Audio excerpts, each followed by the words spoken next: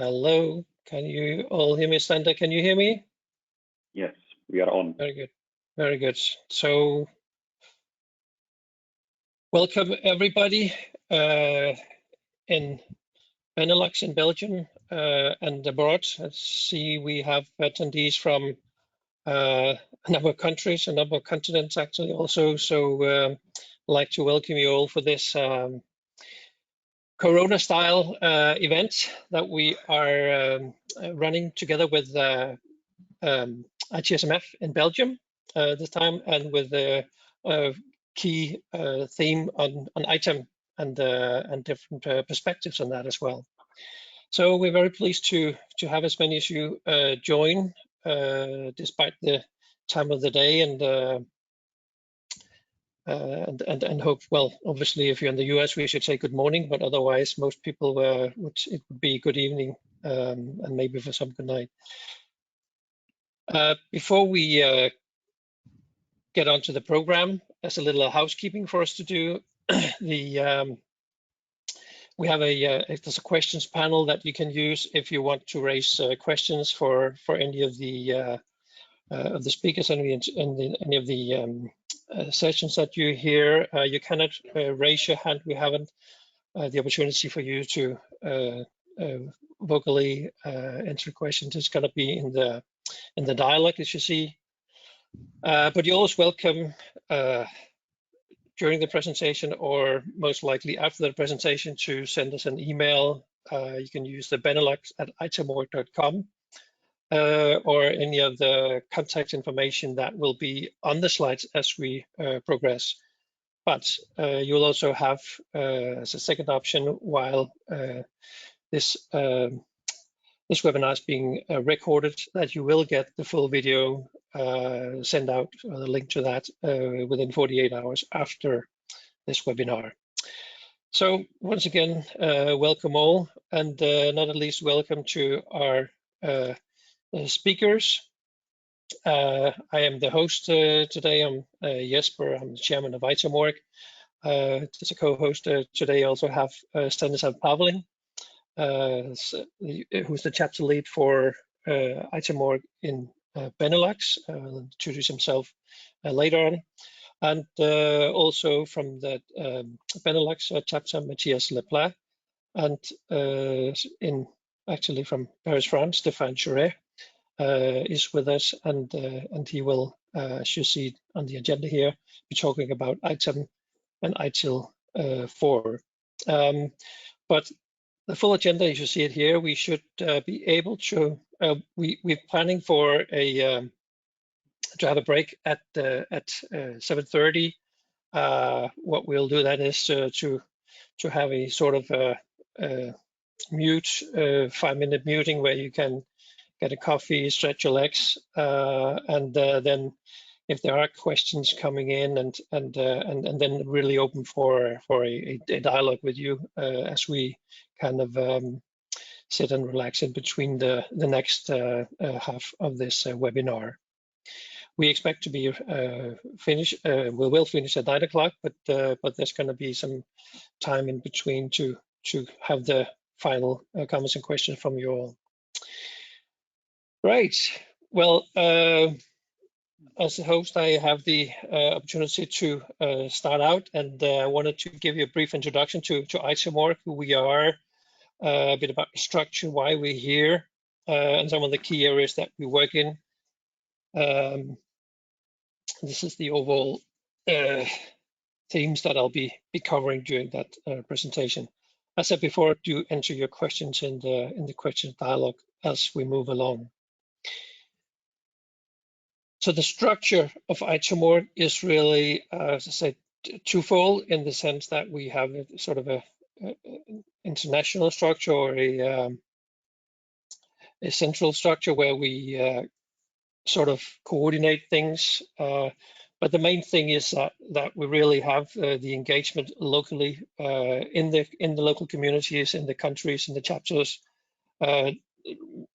It's key. It's very important to do that, because there are significant differences in the way things work in the different countries, to the culture, to the to the way suppliers are working and dealing with sort of the business in the local areas. For instance, some areas resale of software licenses is a big thing, whereas in other countries that has not taken on.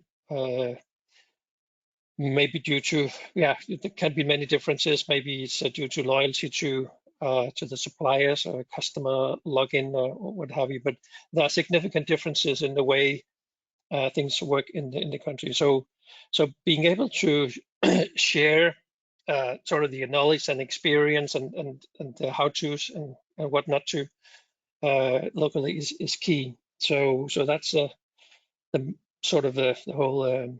That's where we organize things locally. And on the international. Apologies. Yes, apologies for the slides are not moving. I think what the audience still sees the initial page, I believe. Is that a fact? Yes. It's a part of indeed of the new Corona experience. Yes. Now we can see all item structure.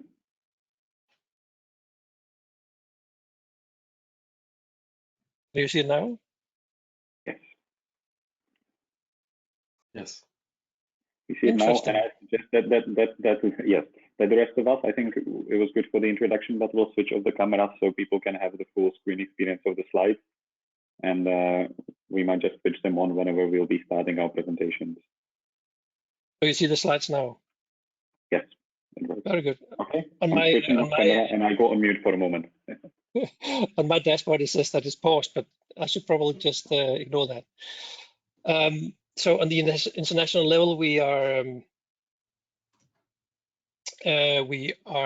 working on different areas, the training and the certification. We are developing the certification in cooperation with the Examinations Institute, EXIN, exams to develop accredited training is kind of a key in the sense that to gather for the quality of training, for the giving people a sort of a quality stamp in their as part of their further professional development and career advancing. We also have for the members a knowledge base and a toolbox, and so on and so on. We have a number of partners that we work with. itSMF, ITSMF in Belgium is a co-organizer of this, for instance. KPMG is, for historical reasons, actually our chapter leader for Germany. And that's actually the sort of the main cooperation with them. We work with the local computer societies, with tool vendors. So we'll get back to some of that in a second.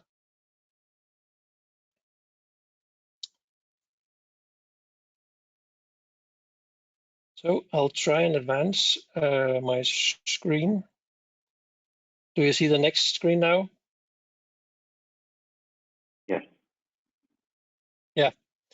So the philosophy of ITAMOrg, we've tried to grasp that into one picture. So we'd like to see the assets into four categories. There's the software, there's obviously hardware, and you cannot actually look at the software and the licensing without also dealing with your hardware.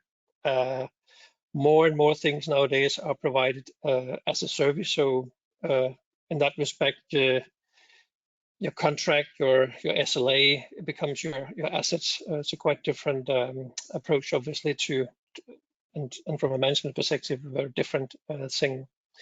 And then finally, people and information. Well, probably the most valuable assets that you have in the organization is your assets, is your information, is your data. So in that respect, it's really an important asset to protect and to manage. So in that category, it's the security aspect in the broadest possible sense. We sort of have two pillars to stand on. We have the ISO. We have ISO as one, the ISO standards, and we have the service management best practice or ITIL. So we actually try and develop all our sort of practice, our best practice, and all our guidance along with what is being developed in these areas. We'll get back to that in a second. And very important and an interesting development is that ITAM now is part of ITIL 4. So we'll have it's actually at one of the 34 practices, and it has recently been released. We'll hear a lot more about that after the break, where Stefan Schuré will give you an introduction to that. Stefan Schuré is the author of the ITAM practice in ITIL 4. ISO, the International Standards Organization, developing a number of standards in the 19770 family. The sort of one of the very important one is the -1 that came out with an update in 2017, December 2017, where it has changed, where it changed its structure to a management system standard, which makes it more sort of alignable or look like other standards in other ISO standards, like the ISO 27000 and others. So from a sort of integration perspective and interaction perspective with peers, with people in other parts of the sort of industry and in the organization, then it's a really important step forward with this update.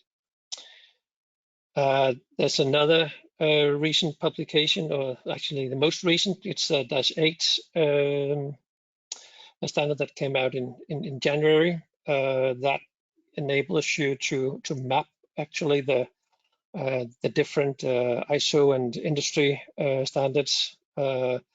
And one of the things that is it's a task we're starting out right now is actually to make a mapping of the -1 standard and ITIL 4 ITAM practice. So that's some of the sort of key developments that we've seen in the industry that is really giving us a feeling that the ITAM industry is maturing, and people are more and more recognizing that we need to do this, and also which is a sort of rewind in the sense that you then feed back what are the requirements in order to work with other parts of the industry. So I think these things work hand in hand, and it's really improving a lot. So talking about sort of maturing the industry, maturing the organization, we have also available for corporate members an assessment, which is in true Corona style, an online tool.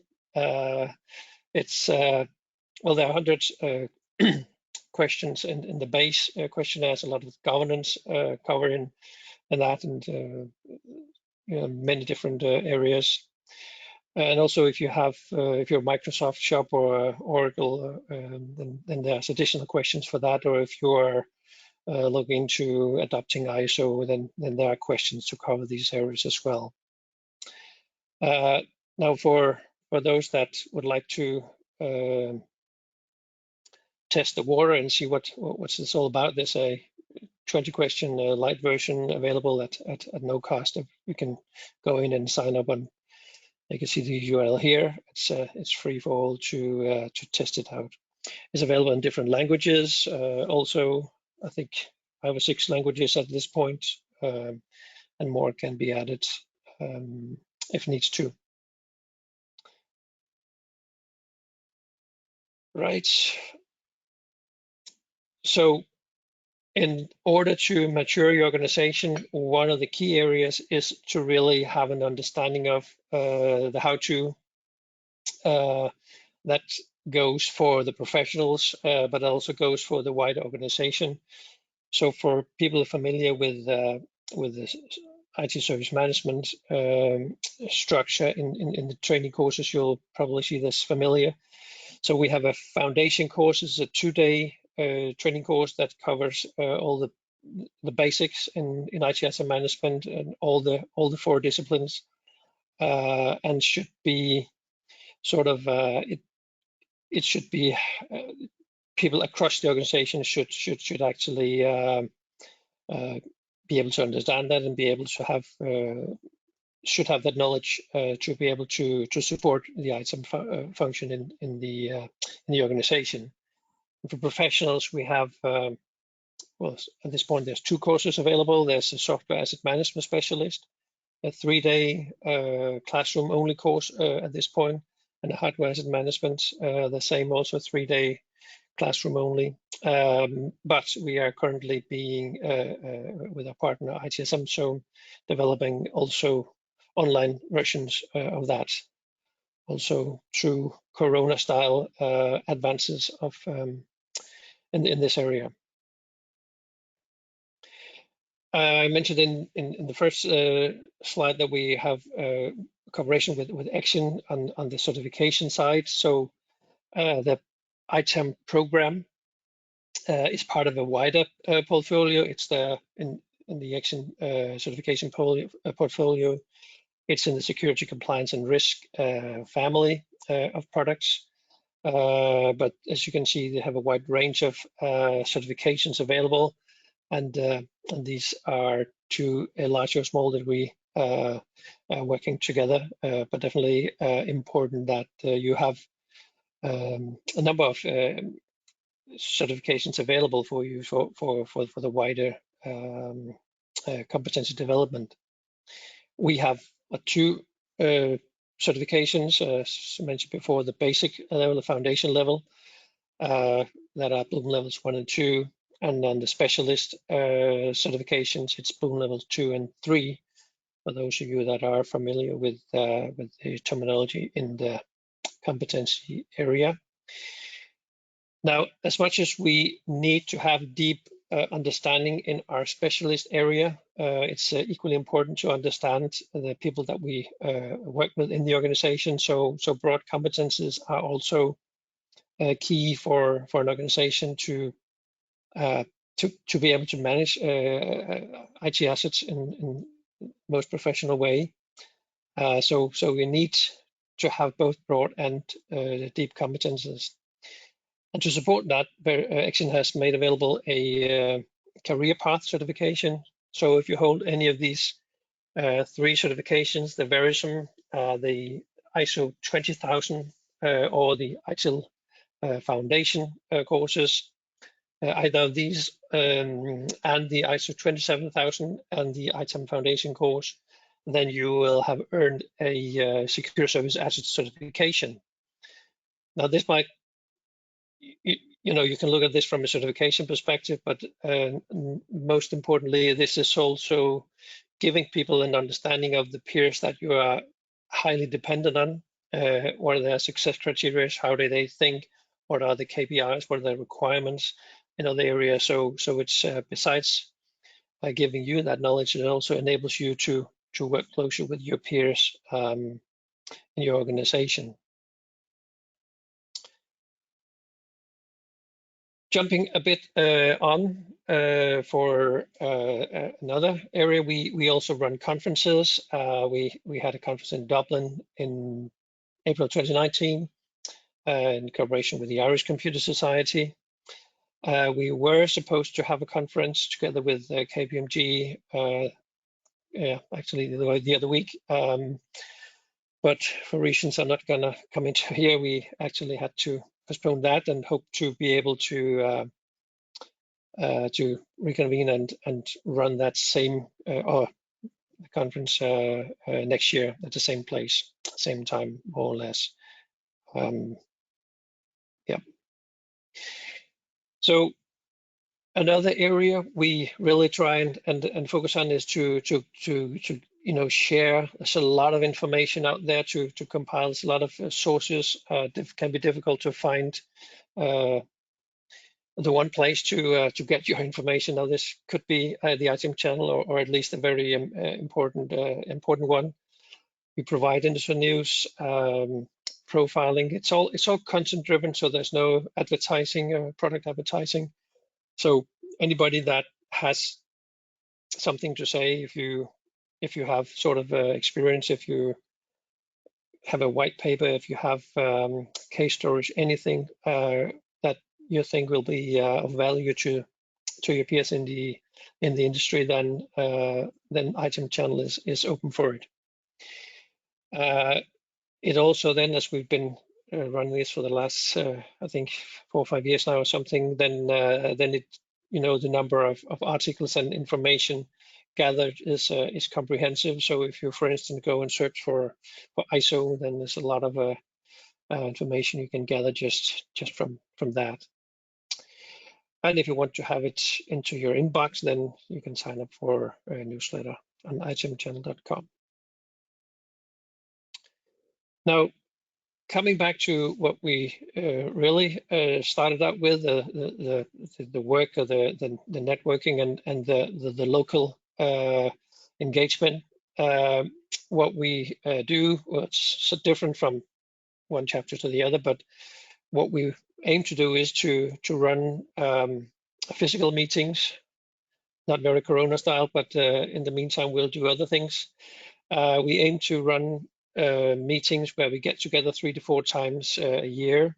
And that's actually one of the key areas that we can share your experience and knowledge with your peers, as I mentioned in the start. But there are different other opportunities for also gaining access to know-how and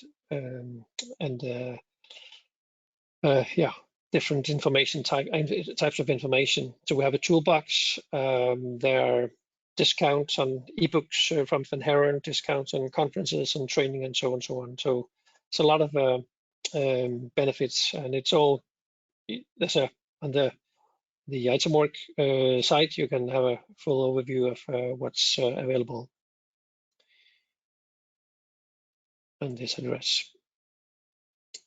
I think I mentioned before that the maturity assessment is readily available for the corporate members. And what we've done here as part of setting up the BeNeLux chapter is that we will provide those of you that are attending this first BeNeLux event, we'll have a free 12-month individual membership of ITAMOrg as part of this. All you have to do is to write an email to the BeNeLux ITAMOrg.com, as I referred to early on.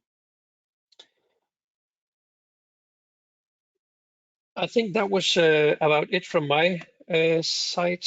There's a few minutes until the next presentation. So if there are any questions, then feel free to submit them in the questions panel.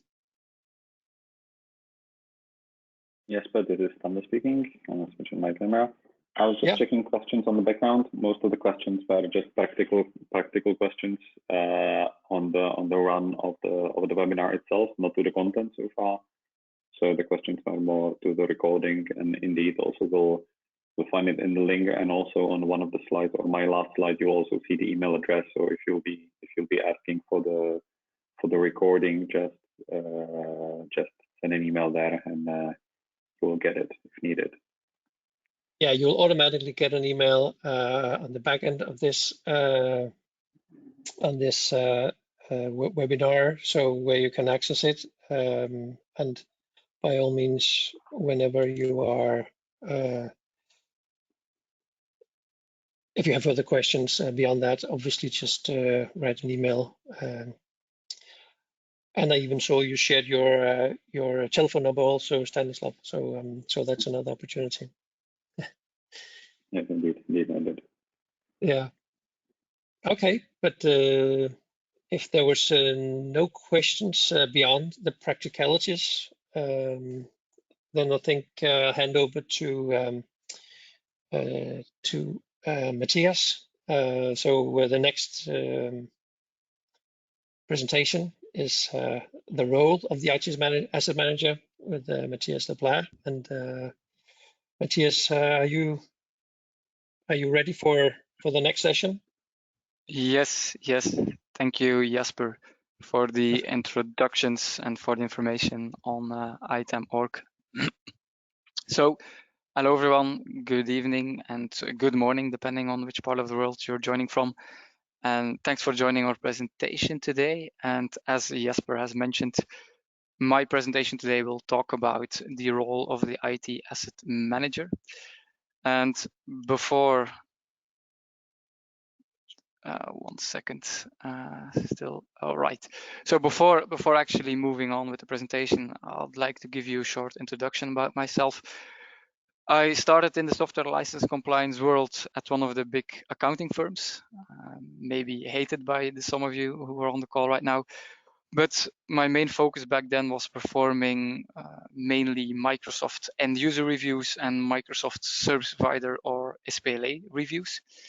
And I've also been working on a couple of software asset management engagements where on the one hand, specifically focusing on vendor problems, like the SAP indirect access issue, or on the other hand, focusing on SAM technology. I decided to completely switch away from performing compliance reviews and decided to found the company Leadout. And as a co-founder of the company Leadout, we're specialized in helping organizations set up and improve their IT asset management program. And what we believe in is a multifaceted approach of IT asset management. So we don't focus only on the financial aspect of IT asset management. ITAM is not only procurement or purchasing, but it also includes process efficiency or the value that enhanced visibility has to offer. And therefore, there was a nice fit with ITAMOrg. So I recently joined ITAMOrg as a board member of the BeNeLux chapter, since we do share those same values, as we do not see ITAM only as financial, but also many different aspects that can bring value to the organization. To start the presentation today, I might start with a little cliche here, but I want to talk to you about Kodak. And the starting point here is, of course, when we talk about the IT asset manager role, we have the traditional role of an IT asset manager. And the question is, well, how are we going to evolve? Innovate or die is the title of the slide here. And that is the question with what happened with Kodak.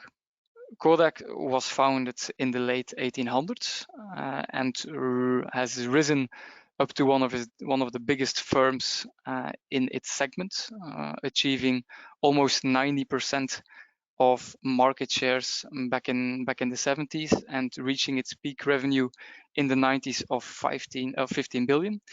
But unfortunately, in 2012, it had to file for the so-called Chapter 11, filed for bankruptcy. And while certain divisions of Kodak are still active today, while they'll still have a reasonable amount of revenue still today, it is no longer the big company as it was back in the days. So do we, as an IT asset manager, do we also want to become redundant, or do we want to innovate? And to move on, the starting point here is having a look at the definition of what is an IT asset manager right now. And therefore, I took a definition of TechTarget. And when we look at the definition, IT asset management is a set of business practices that combines financial, inventory, and contractual functions to optimize spending and support lifecycle management and strategic decision-making within the IT environment. And if you've been in that role for quite some time, you have developed certain core competencies from either your role as an all-round IT asset manager or in your role as part of that IT asset management team. And the core competencies that we've listed here are, starting off with contract analysis, is that you, in your role, companies, they can have multiple contracts with conflicting language on an organization's obligations and use rights. And you, as an IT asset manager, your role is to do deep dive into all the contracts, analyze them for the particularities that impact the IT asset management aspect of it, and translate complex license terms into real-life scenarios. And so there can be a lot of ambiguity in your contracts, and your role is to ensure you understand the definition of the contract and establish an understanding how to apply those definitions to the situation that you're in at your organization, to the way how you actually have deployed the product in your organization. Next to contractual skills, you also have data analysis skills. Since as an IT asset manager, you're responsible for taking up the contract renewals, or at least provide sufficient input to support these renewals.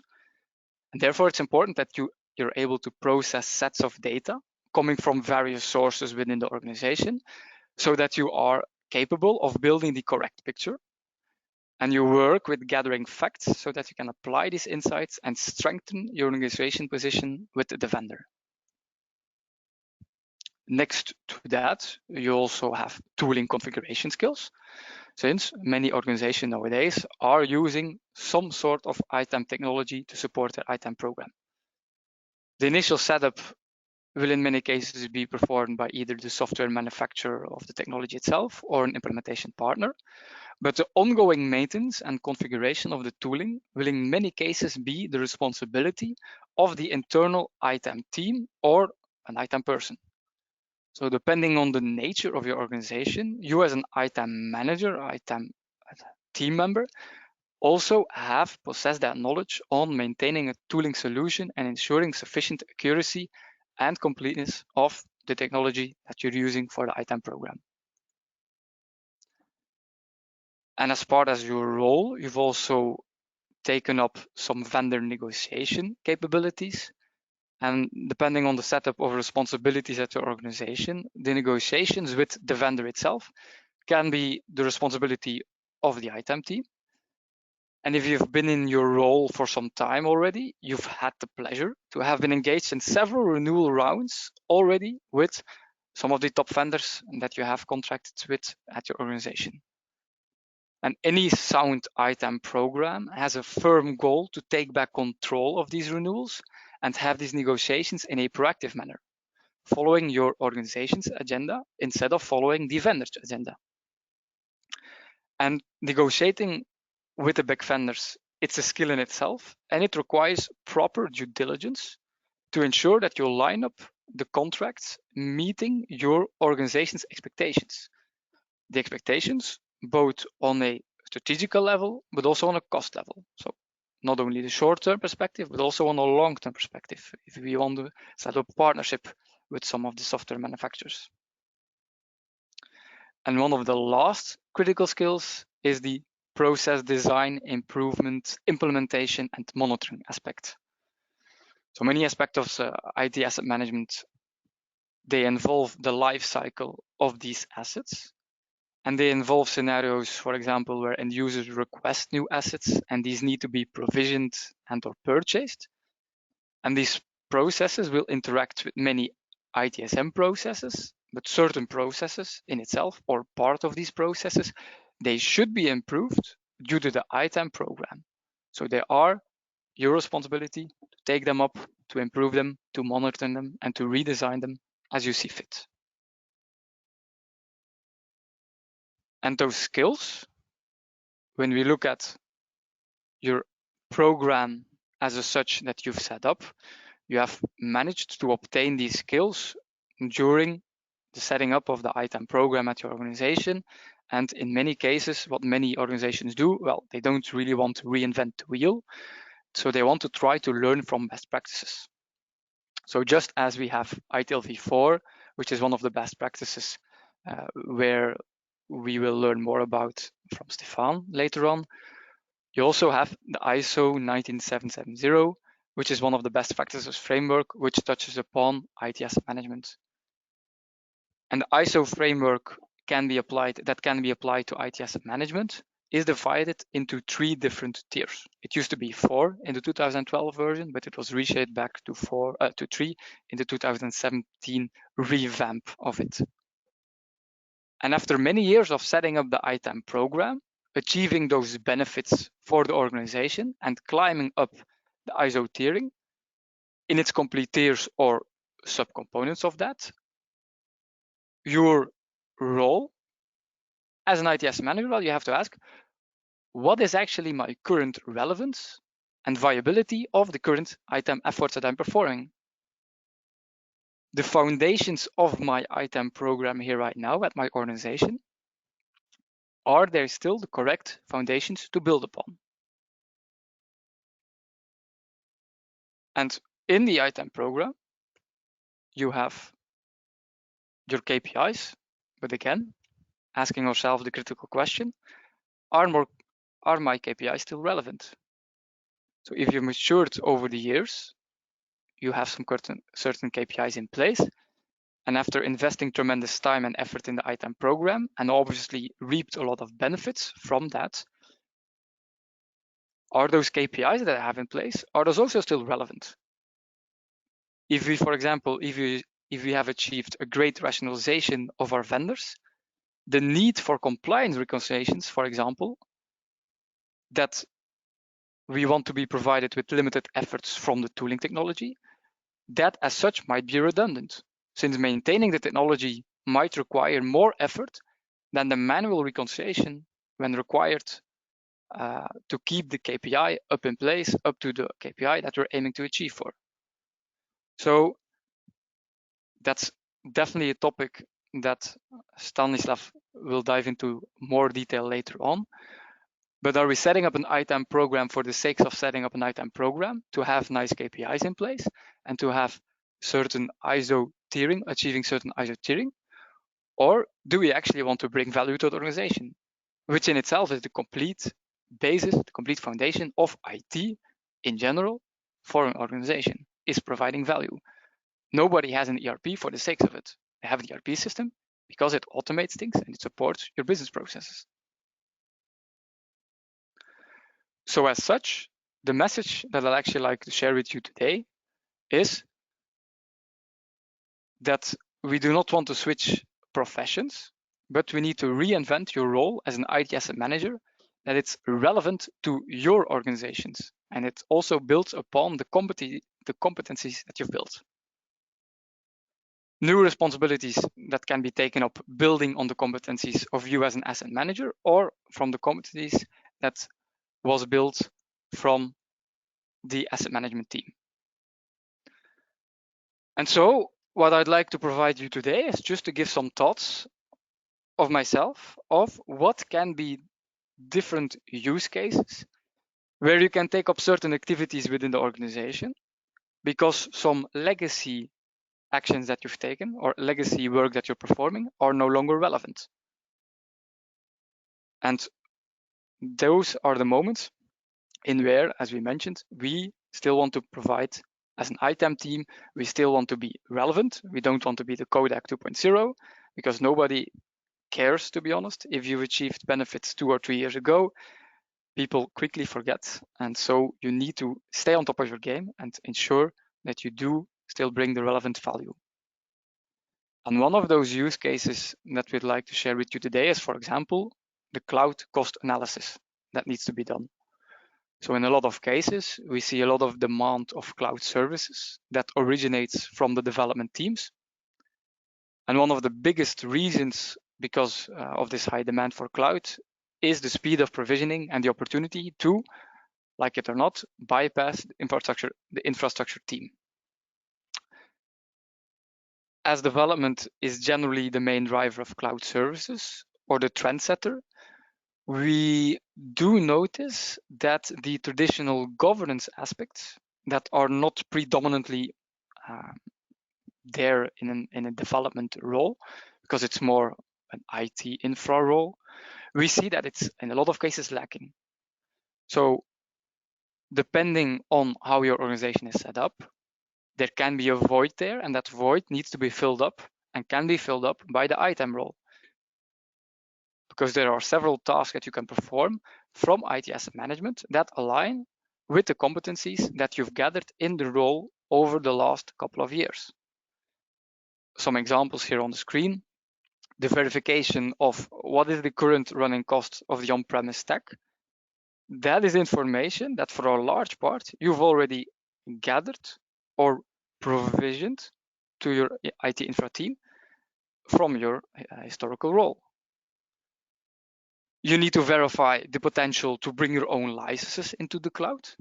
Compliance is not dead in the cloud. It is still relevant and it is still as complex as ever. You are able to perform analysis of the potential running cost of my on-premise compute in the cloud. And you can present your initial observations and capture the feedback of the key stakeholders. And again, the last one is, from a historical perspective, you as an IT asset manager, you have dealt with complex licensing topics, but the findings of your work, you need to present them to top management. And the translation from the complex licensing topics to a approachable presentation document for IT asset management, that skill that you have built upon, that skill can also be nurtured further into providing your reporting on the cloud cost analysis that you can perform.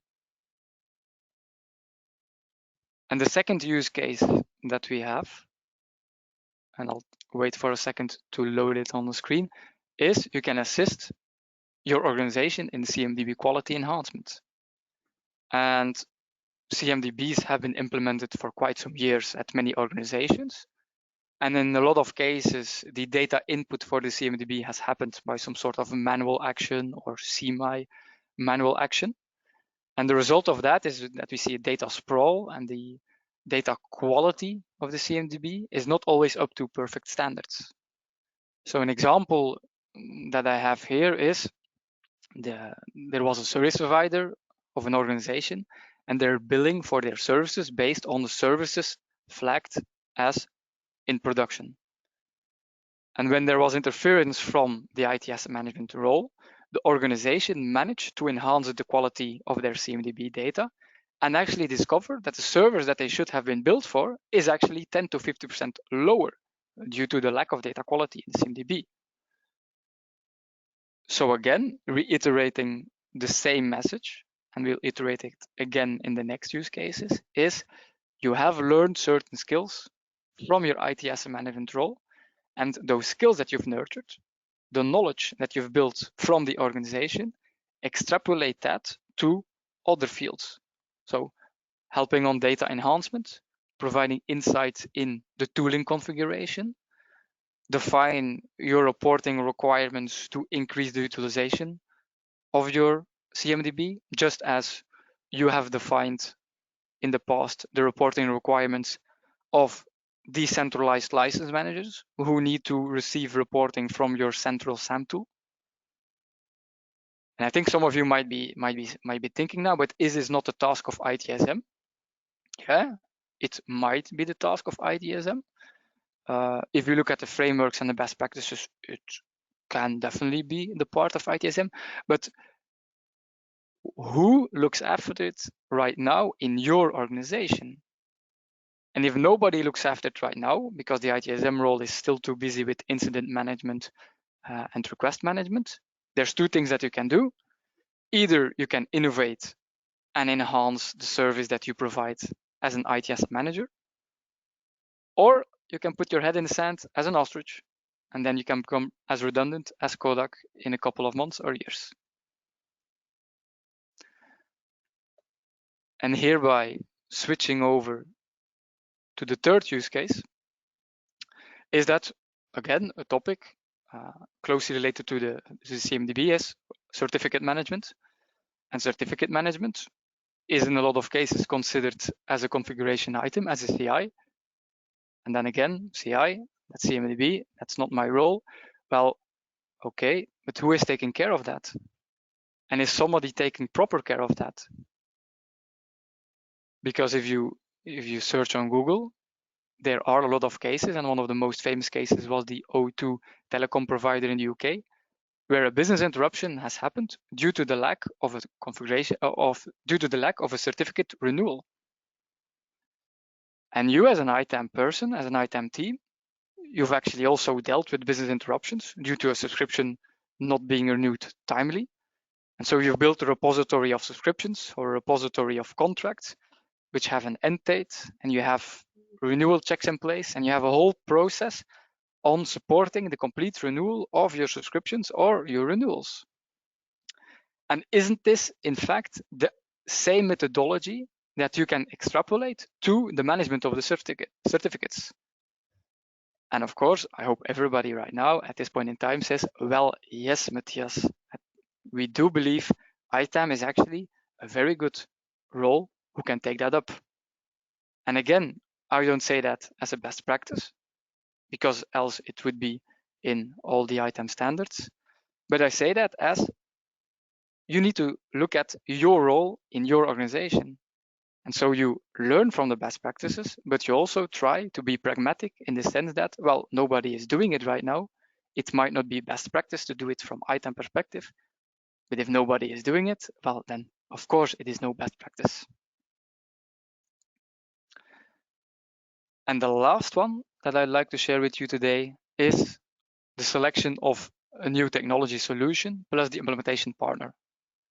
So there's a lot of tasks that need to happen in that perspective. And one of them, for example, can be the whole process of requirements gathering and the whole process of translating those requirements into an RFP and then sending out those RFPs and then really validating those RFPs. And you as an ITAM person, you have analyzed documents with a critical mindset, because that's what you do when assessing compliance. You have translated certain contractual terms into more practical terms due to your presentation skills that you've performed. And you've actually challenged certain software vendors or certain auditors during the audit process, where they were looking into the compliance vision at your organization, where they were performing a software compliance audit. So again, the actions that you've done, it is regarding software compliance, but again, you can also translate them to how can I use my critical mindset? How can I use my due diligence that I need to do before sitting together at the table with a software vendor on a software negotiation contract? Well, the same due diligence, if you have the capacity to take that up as a team, you can have the same due diligence supporting your organization in other fields. In the fields of, well, having certain implementation partners who promise a lot of things and who will say to you that we will solve all your problems. But if you don't challenge them properly, if you don't really show them what they're worth of, there's in many cases scenarios where you go for the cheapest party who will not deliver the necessary value on the long term for you. So with those 4 use cases, I do hope you have came to a sense of conclusion where certain aspects can be frowned upon to when you would categorize them under your asset team at your organization. But then again, do you want to hang on to the title of an IT asset manager? Or do you want to keep on moving and not become the second Kodak? That was actually the key message that I wanted to convey to you today, and I hope you learned something from it today. And my contact details are in the complete end of this presentation. And if you'd like to brainstorm further on the role of an IT asset manager and how the role evolves, please feel free to contact me and we can set up some discussions. I do hope you've taken up the opportunity to share some questions during the presentation, and my dear co-host here today, or one of the co-hosts, is going to moderate the questions today. So Stanislav, yes. Please tell me. Yes, indeed. And actually, thank you very much for the presentation. We have actually quite a few questions, and we have 10 minutes if you want to stick to the timeline. So it's really good. So let me take it in order as they arrived. So it is not necessarily order of logic. of the they are related to each other. So number one is coming to the role of IT asset manager itself, and really is it a essential critical skill for IT asset manager to be able to support tooling after the initial implementation? Was one of the initial statements. So what is your view on that? Because it was mentioned as a part of essential critical skills.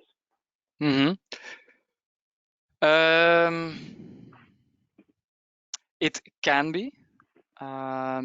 Is it so in each case? No. It depends on how does your organization look like, and what is the service? What is actually the culture in your organization?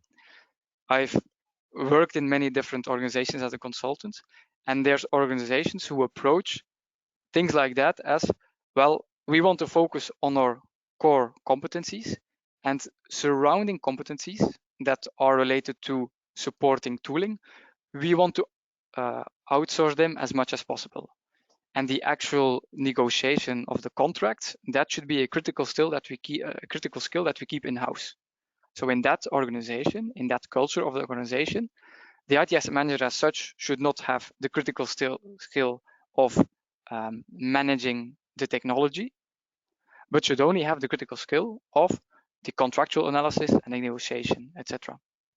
But if your organization is not like that, if you have a much internal focused organization who is not really focusing on having a lot of outsourcers or consultancy parties assisting them, well, then your critical role, it is actually ensuring that your ITAM technology is set up and running as it should be. Because if there's no support from management on engaging third parties, on engaging consultancy parties, you're up on your own. And if you don't have those skills, well, then you have a tool. You cannot set up the tool properly. And well, a fool with a tool is still a fool, as I say. Yes. So I don't know if that answers the question, or if that suffices as an answer. I believe it does, and actually there is one question related to this. I might add it, and then we can look at the topic itself. So on the certificate management that you mentioned, should that not be a responsibility of a service manager using the certificate for their service rather than ITAM manager? Yes, but IT service management, it is very much evolving very rapidly, and not every organization has catched up on the innovation of how you look at ITSM, IT service management, or even enterprise service management. And if LinkedIn would allow me to do such kind of an advanced search, I would really like to have this question answered. How many organizations with more than 5,000 seats actually have a dedicated service manager in the organization? And I would bet there are still a lot of organizations who do not have, because they more have a siloed approach. And with a siloed approach, you have certificate management sticking there, someone near service management. And when you have an enterprise-wide approach, you do have an enterprise service management focus, where you would have more such of a person conveying that role. But if you do not have, and then again, that's the message of today, if you do not have such an organization, you as an IT asset manager, you do have the enterprise-wide vision, because you do need that. You have an enterprise-wide contract for Microsoft, so you cannot look in a silo. You need to have the enterprise-wide vision. And the same enterprise-wide vision, you translate to managing your certificates or managing certain other aspects that can be traditionally classified under enterprise service management. But if nobody's taken up and it's a priority to do it right now, you can solicit it for it and take up those responsibilities. So Matthias, then is it fair to say, and I believe actually it is, that at the end it comes from the logic of IT asset manager role, isn't it? Because yes, the role is such a multi-skill role. It very much depends on the organization, on the maturity of the organization, and it's kind of also the historical way how the company was built. Right? So it's more because you naturally have the clash with people from the service management area, because like who's really responsible for what, depending on the experience and the amount of people looking after this. At the same time, you'll have the same clash of competencies with procurement people, because the big part of the ITAM role is to understand the contract, etc., isn't it? Yeah, yeah. So yeah, that is correct. It depends on your culture, and it depends also on change management in your organization, on the way how people can evolve into those new roles. And to be honest, the key message here should also be, don't stick to your role too much. If you see problems happening in your organization, take up these problems and take up responsibility of those problems. They might not fit your current job description or your current KPIs, but if you see a problem and it's a problem that's hurting the organization, should we look at each other, or should we actually take responsibility? And of course, I don't say here that we should start developing things or completely switch to a different role, but if it touches upon the competencies that you have, that's the added benefit that you can have. So don't stick to a role, stick to your competencies.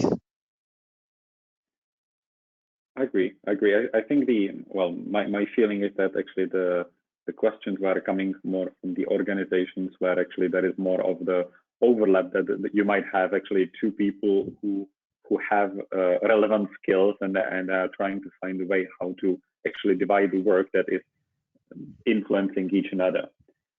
But I think this was answered very well, and just being mindful of time, let me give you another question. What is good timing or roadmap expectation for an organization on maturity level 0 to 1 to reach level 3, ISO 19770? Oh yeah, that's the great question that you want to have when you're presenting your ambitions to the IT management team. First off, yeah, of course it depends on the size of the organization. I'm gonna be real honest here. It's a very difficult question to answer, and there's no one-sided answer that I can give here. It's all about setting up the right expectations, and it's about also, I mean, many organizations, they want to achieve tier 3 or tier 4, depending on which model you're looking at, because it's nice, because we want to achieve for the best, and everyone wants to achieve the best. But is it relevant to achieve tier 3? And that might not answer your question, and I'm sorry for that, but it's simply a question that too much depends on the nature of the organization. So I'll have to take a pass on that. If you want to go into more detail and add on some specifics on your organization, I can give a better answer. Okay. Thank you. I'm sure the person raised the question is not 100% happy, but yeah, indeed there are many things that are not simple answers to two simple questions. Yeah, well, Stanislav, as a consultant, you don't always have to make your customers happy. You have to say the truth. Yes, indeed. All right. Stanislav, Jesper here. I think we should take the last question now, and then set for a 5-minute break. We can continue after that up until the next couple of sessions. All right. So we have actually we have 2 more questions. So actually, I mean, if Matthias is willing to sacrifice his break time, then then we can just continue talking. Jesper, if that is okay with you. Sure. I was trying to stick to the agenda, but we can always be flexible people. Yes, it's quite difficult when you cannot have the person at the end of the room who has the sign with the 5 minutes, right?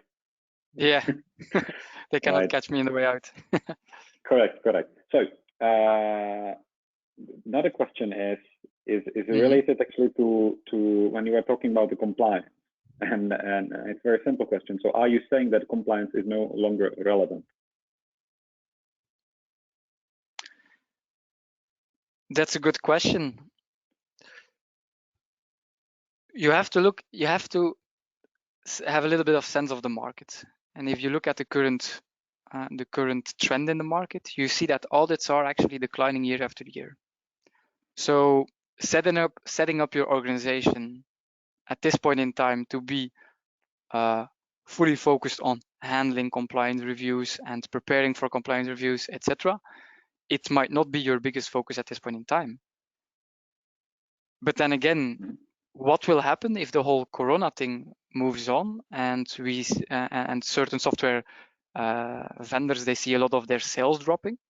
They might reinitiate on a larger pace with the software audits, and then compliance still might be more relevant as ever.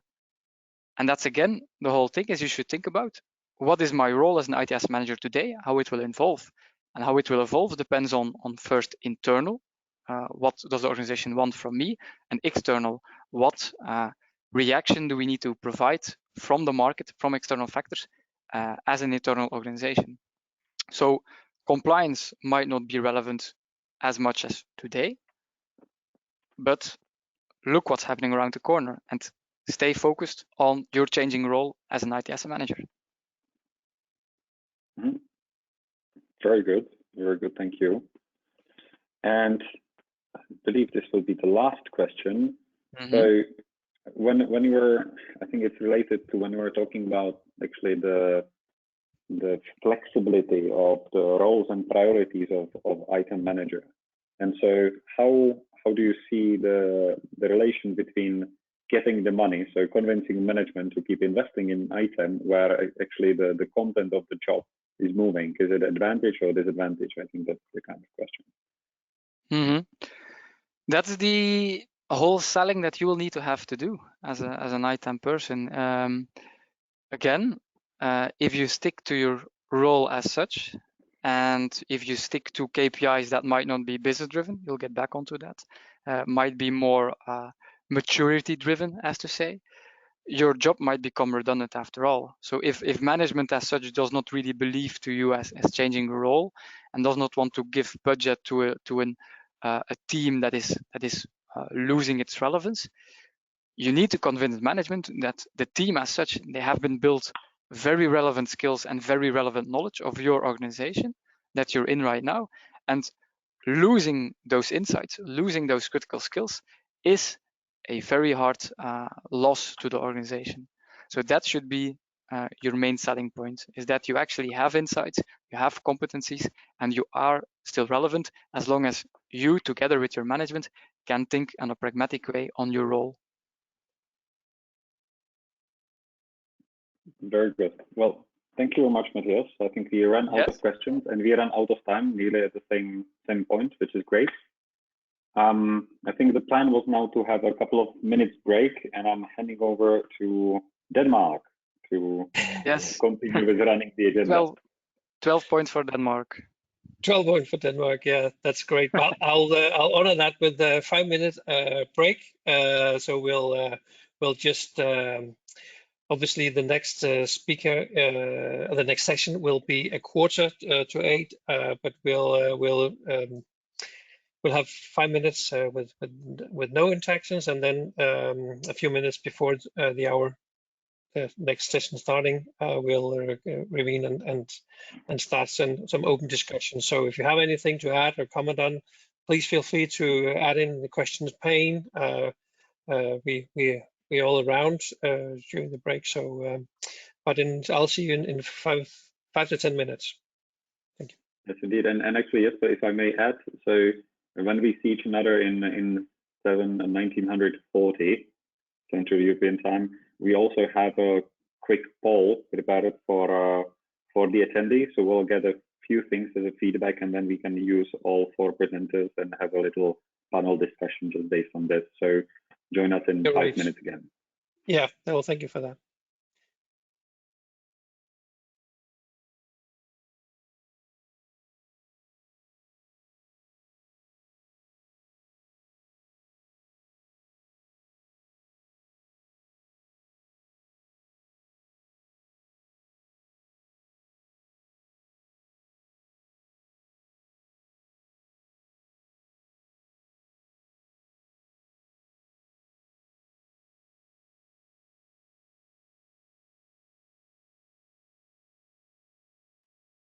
You are sharing screen. Jesper, you're sharing screen. So you're now in editing mode.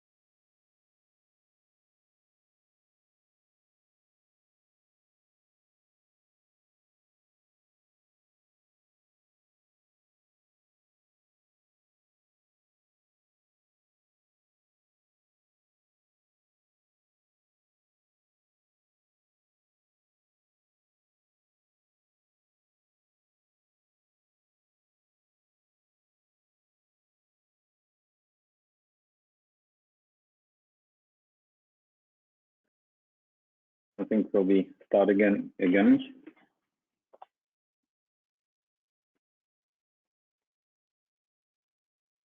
suggest we will switch on the virtual panel. Hello again. Hello. Luxembourg. Hello from Paris. And very good. Brussels, is that on mute? Yeah, Brussels was muted. Perfect. Excellent. So Jesper, would you like to run the polls? So we will give also a little introduction to the attendees of the webinar. Or should I do this so you can stick in your screen?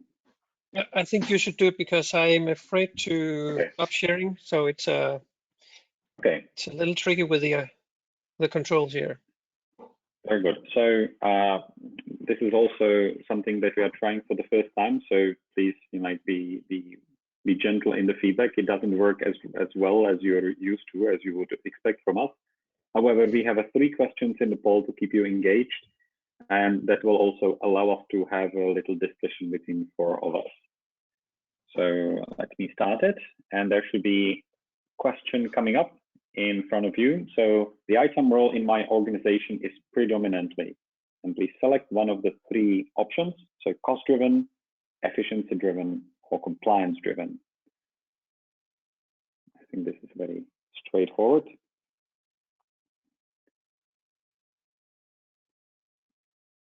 So let's see what answers we'll get back.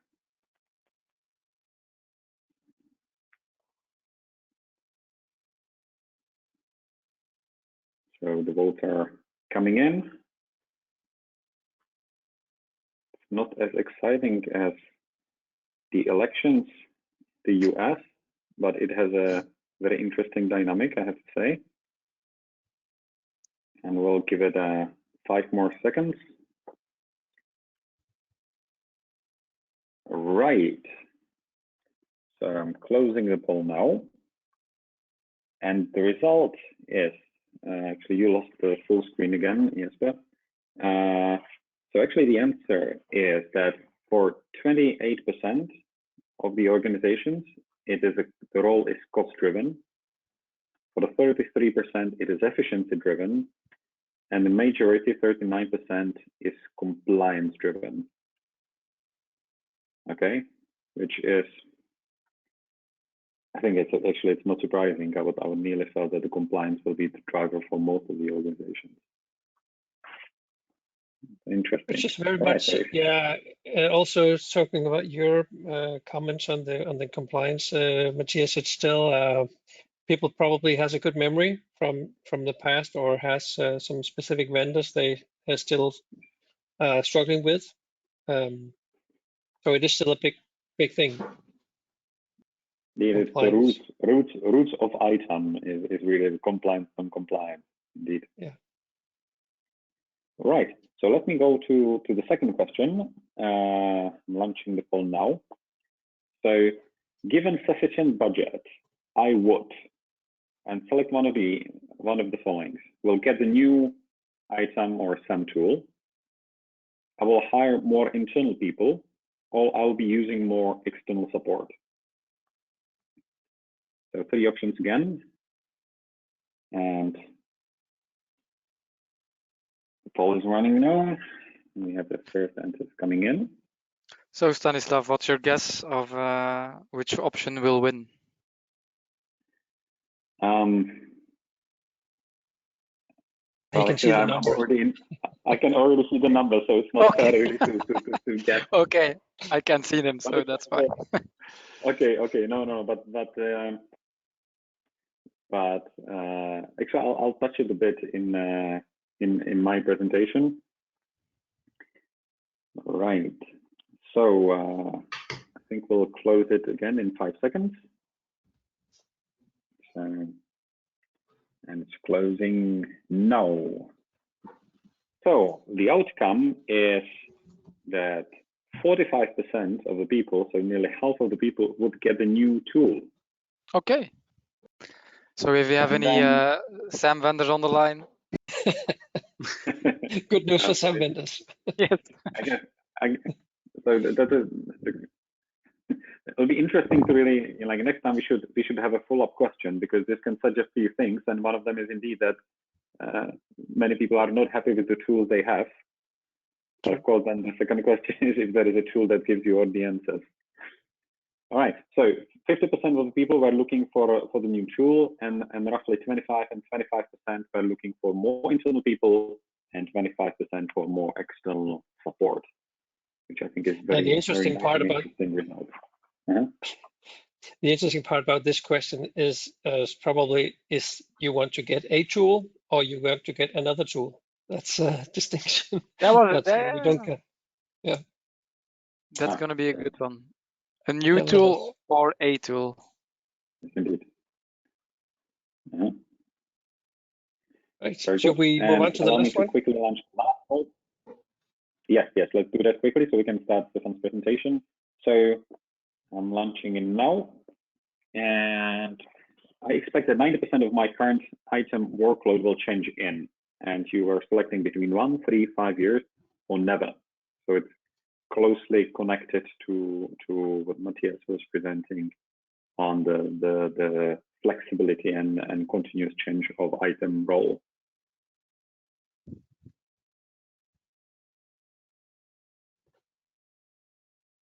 First note are coming in.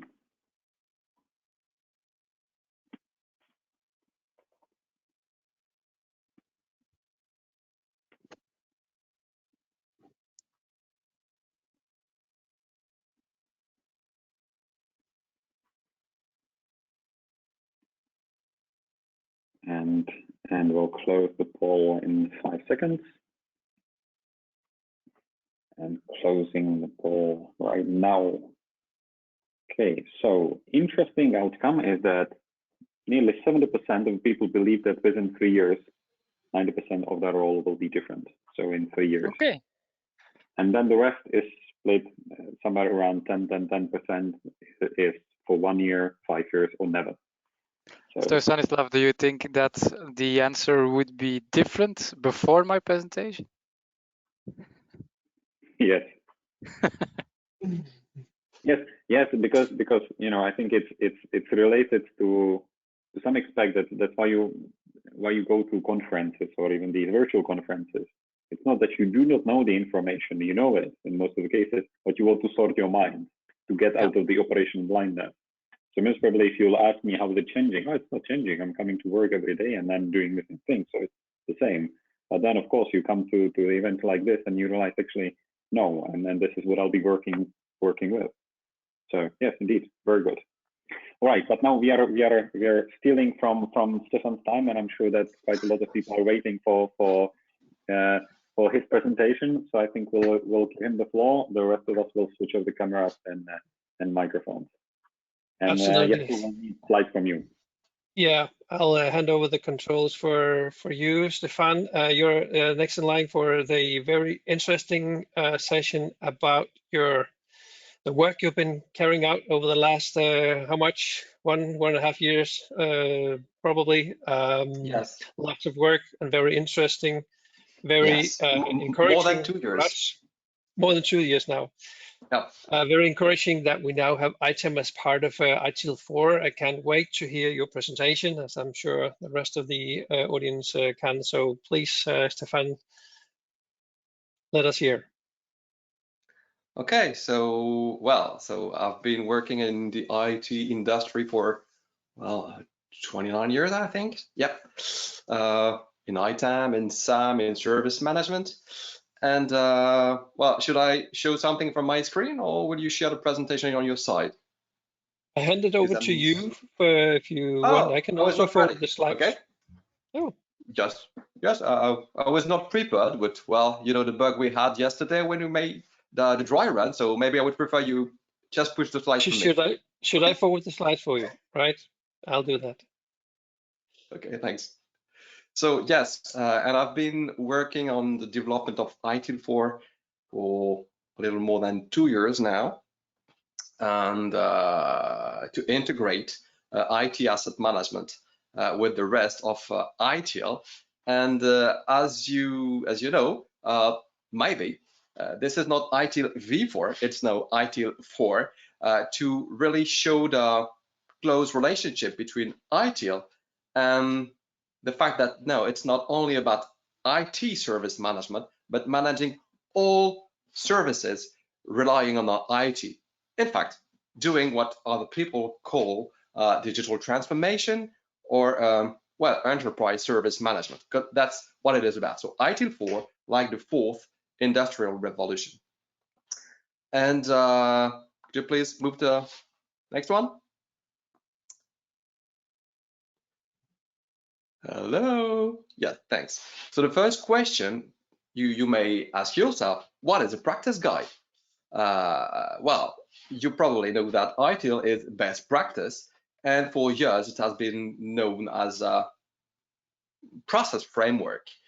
And the issue is many organizations fail to implement ITIL best practices because they mainly focused on the process and somehow creating, I would say, silos. Each process could become a silos by itself. So we had an issue. So the idea is now to make ITIL best practices, not only processes, but practices covering 4 dimensions to deliver value through products and services. First dimension is about organizations and people. If you don't have the right organization and the right people to do the job with appropriate skills, well, you will achieve nothing. So you need organizations and people. So for example, the IT asset management role that Matthias told you a few minutes ago. You need information and technology to support you to industrialize the way you work. So second dimension is information and technology. And information is quite important when you talk about ITAM because it's very data-centric. You need also to address the sourcing dimension. So with whom outside of your organization you work with. They may be partners or suppliers with commercial relationship. So sourcing dimension is addressed now in ITIL best practices. And last but not least, processes, but not only processes, but also the connections between processes to create end-to-end customer experience. We call value streams. In other words, a value stream mapping is part of ITIL 4 now. So we address the 4 dimensions, and all ITIL practices now talk about these 4 dimensions. We also consider all of the factors that can have an influence, positive or negative, on these dimensions. Economic factors, do I have the money? Well, we talked about the business case, for example, to implement ITAM. It is an economic factor. Social factors, personal responsibility when you talk about ITAM, for example, etc. So all the ITIL 4 practices now address these 4 dimensions. Next slide. And we have 34 practices. Some are very famous, those in a light gray background, like incident management, you probably know. Incident management was known in the previous version of ITIL as a process, now it's a practice. Oh, of course, the process dimension is very important in this practice, but it's not only one. If you don't have the right culture to manage incidents, for example, the no blaming culture, if people try to protect themselves instead of solving the incident, well, you don't have the right culture and probably will have difficulty solving your incidents. So that's an example of the way we address the various dimensions of a practice. You also maybe remarked service desk. Service desk is also an ITIL 4 practice. Of course, the organizational part will be more important than the process part, but it's still a practice. So all these practices, most of these practices are very famous for years for control improvement, information security management, knowledge management, and so on. Others are brand new for example, architecture management, project management. Well, project management doesn't mean that ITIL is now a project management framework. Well, we just integrate project management with the rest of the other practices, because this is some kind of Lego brick approach. All these practices work together to develop end-to-end experience. Other ones are risk management, organizational change management, how to deal with human factor. That's the purpose of organizational change management. Other have evolved, for example, change management, well, is now named change enablement, because we want to make the change possible without risk. We want to enable the change to get benefits without the counter effects. So it's, well, we lend a hand to DevOps and agile people with this new approach. Release management is now split from deployment management. Release is the functional part and deployment a technical part, etc. Split from configuration management, we now have IT asset management. Some of you maybe remember with the previous version of ITIL for service, asset, and configuration management, where, well, it was mostly talking about configuration and very few about IT asset management.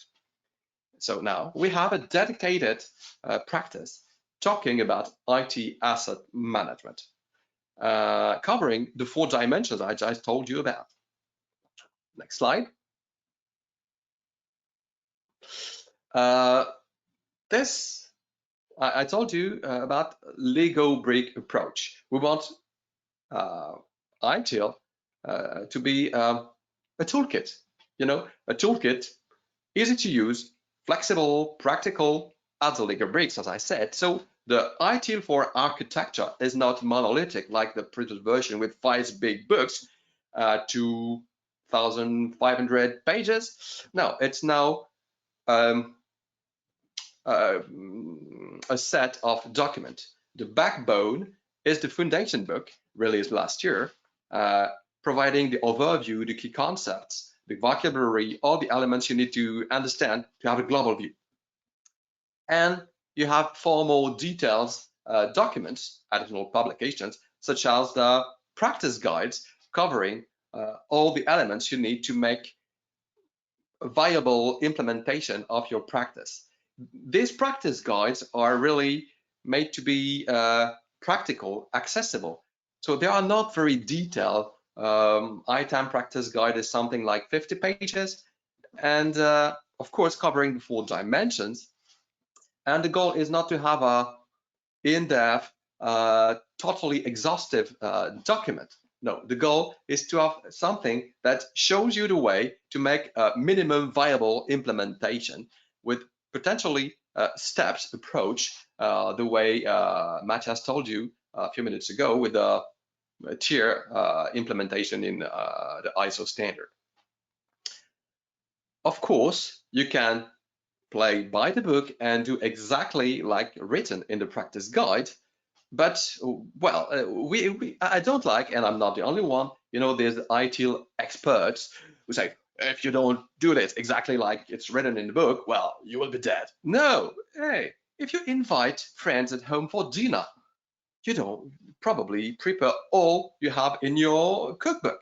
You prepare what they like, considering their religion or maybe the disease they have. Okay, so for ITIL it's the same. You adopt to go fast, or you can adapt to fit your needs. Maybe you will implement a small part at the beginning, and when you're ready to go further, well, you adopt the next step. So it's very flexible, very practical. Take it the way it is. Next page. So now that you know what is an ITIL practice guide, I'm going to zoom in at the IT asset management practice guide. All ITIL practice guide have globally the same table of content. So you have a first general information chapter, well, explaining what it is about, what's the purpose of the practice, giving you description, some terms and important concept. For example, some important aspects of IT asset management is it can be a never-ending project. You can be working years and years expanding the scope of IT assets, the scope of geographical locations. So you need to have a progressive implementation approach. And of course, we support the tiered approach proposed by ISO standard, but I consider these 3 tiers are like a picture with big pixels. So we propose an example of some picture with smaller pixels to make it more easy to understand. In terms of scope, of course, we support hardware, software assets, and cloud assets that represent more and more expenses in many organizations. With situations like GDPR in Europe, or just the need for securing the data and securing the assets containing this data, we may have to manage the data as assets using asset management techniques. We also consider, it's another example of content you can find in the practice guide, because as you can see, I can't in half an hour explain you all the content, the interdependence between IT assets. I remember an organization, I won't tell you the name, they implemented SAM worldwide, and without considering the platforms running their software licenses. And they purchased a wonderful tool, a wonderful SAM tool to make inventories automatically worldwide, blah, blah, blah. But it was deployed on only 80% of their servers worldwide. And the gap was something like 70 million euros worldwide. Yes, it was a global big organization. So you need to pay attention, for example, if you want to manage software assets, to the platforms running the assets. So if you want to manage correctly your software assets, you need to manage correctly all the hardware assets or the cloud assets running the software. That's an example of interdependence. Of course, we talk about in the practice guide the different ways to handle IT assets depending on their types. If you purchase software licenses, you will need to collect the proof of purchase of the licenses in case you have an audit to prove you have paid for the right of using the license. If you purchase a PC, well, you just have the bill and it's okay. When you decommission a PC, you may have to respect electronic waste regulation, which you don't have to respect such regulation for licenses. In Europe, for example, you have for software the opportunity to resell your licenses when you don't reuse anymore the licenses. So we talk about the way to handle the assets depending on their types. We talk also about compliance. Of course, software compliance, but that's not the only one. You have regulations about the transparency, where the money goes, cost transparency, such as Sarbanes-Oxley. You have a regulation about electronic waste. You may have a compliance with security policies, safe deletion of data when you decommission a cloud platform or machine. You also, when you have IT assets, they are financially valuable components. So most of the time, they are also financial assets. So you have to create relationships, reconciliation with people managing the finance. Other aspects we consider, it's another example, is sometimes the dream that some solution vendors sell to their customers. Oh, purchase my wonderful tool to make some inventory and to populate automatically your asset register or your CMDB. Well, in fact, your IT asset register or your CMDB tells you what you should find. And the inventory solutions tells you what it's possible to find. So guess, if you replace all your inventory data from the inventory tool showing you what you can find, and you replace all your asset data with this, well, you replace what you should find with what you find. So if a PC is not anymore reachable, maybe you will delete it from your asset database and you will never know that it was stolen or lost. So pay attention to the risk of replacing content in the IT asset register with inventory or discovery data. That's example. In the practice guide, we talk about also metrics and so on. Yes, next page. Yes, I talk a lot. I'm very late as usual. Other chapter is about processes. So we talk about the contribution of IT asset management to value streams, and we describe 3 processes. We could have more. In fact, by the beginning, the draft version I proposed, we had 5 processes, and it was reduced to 3 to make it more short because we were limited in document size. So we have 3. One to manage the implementation, one to manage the life cycle of the assets and the related data, and one to verify to audit, to check if everything is fine in your register.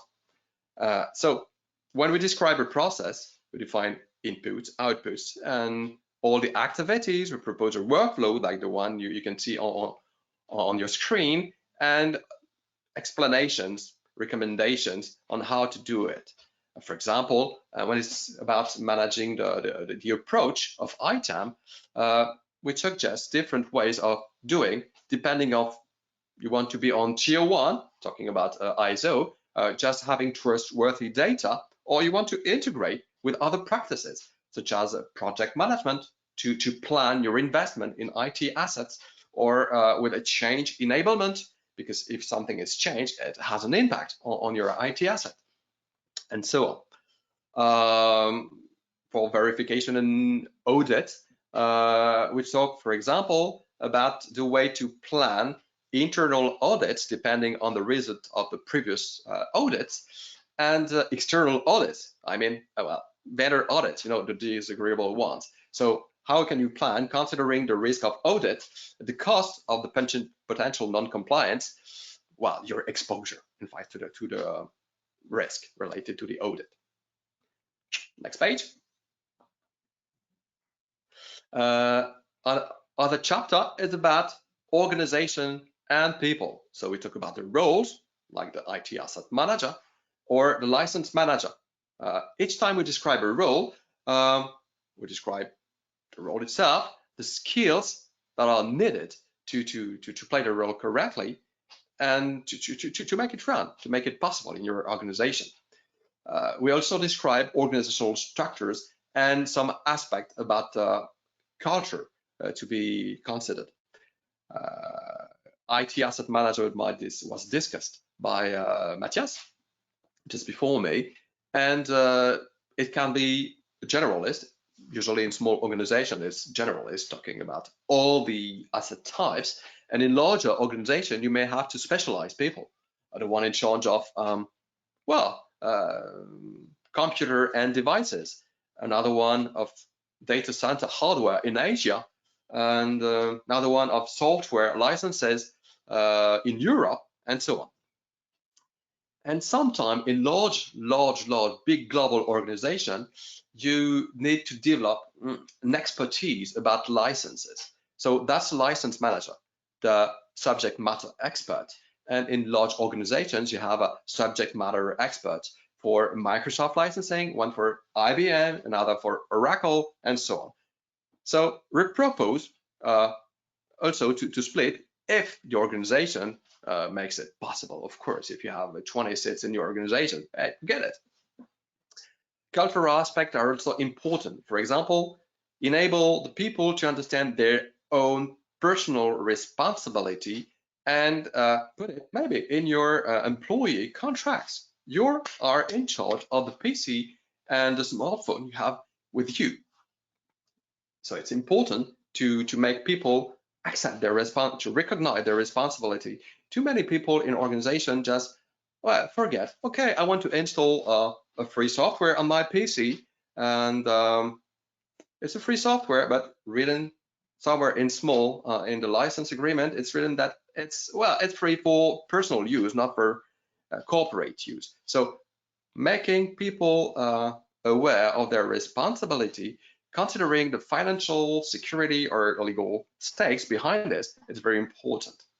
A very advanced organization, also global advanced organization, develop some kind of IT asset management as a service, providing central expertise about licensing, suggesting the best way to install an Oracle database, for example, on server, and providing services like procurement with negotiated prices, or stock movements between different organizations to optimize the expense.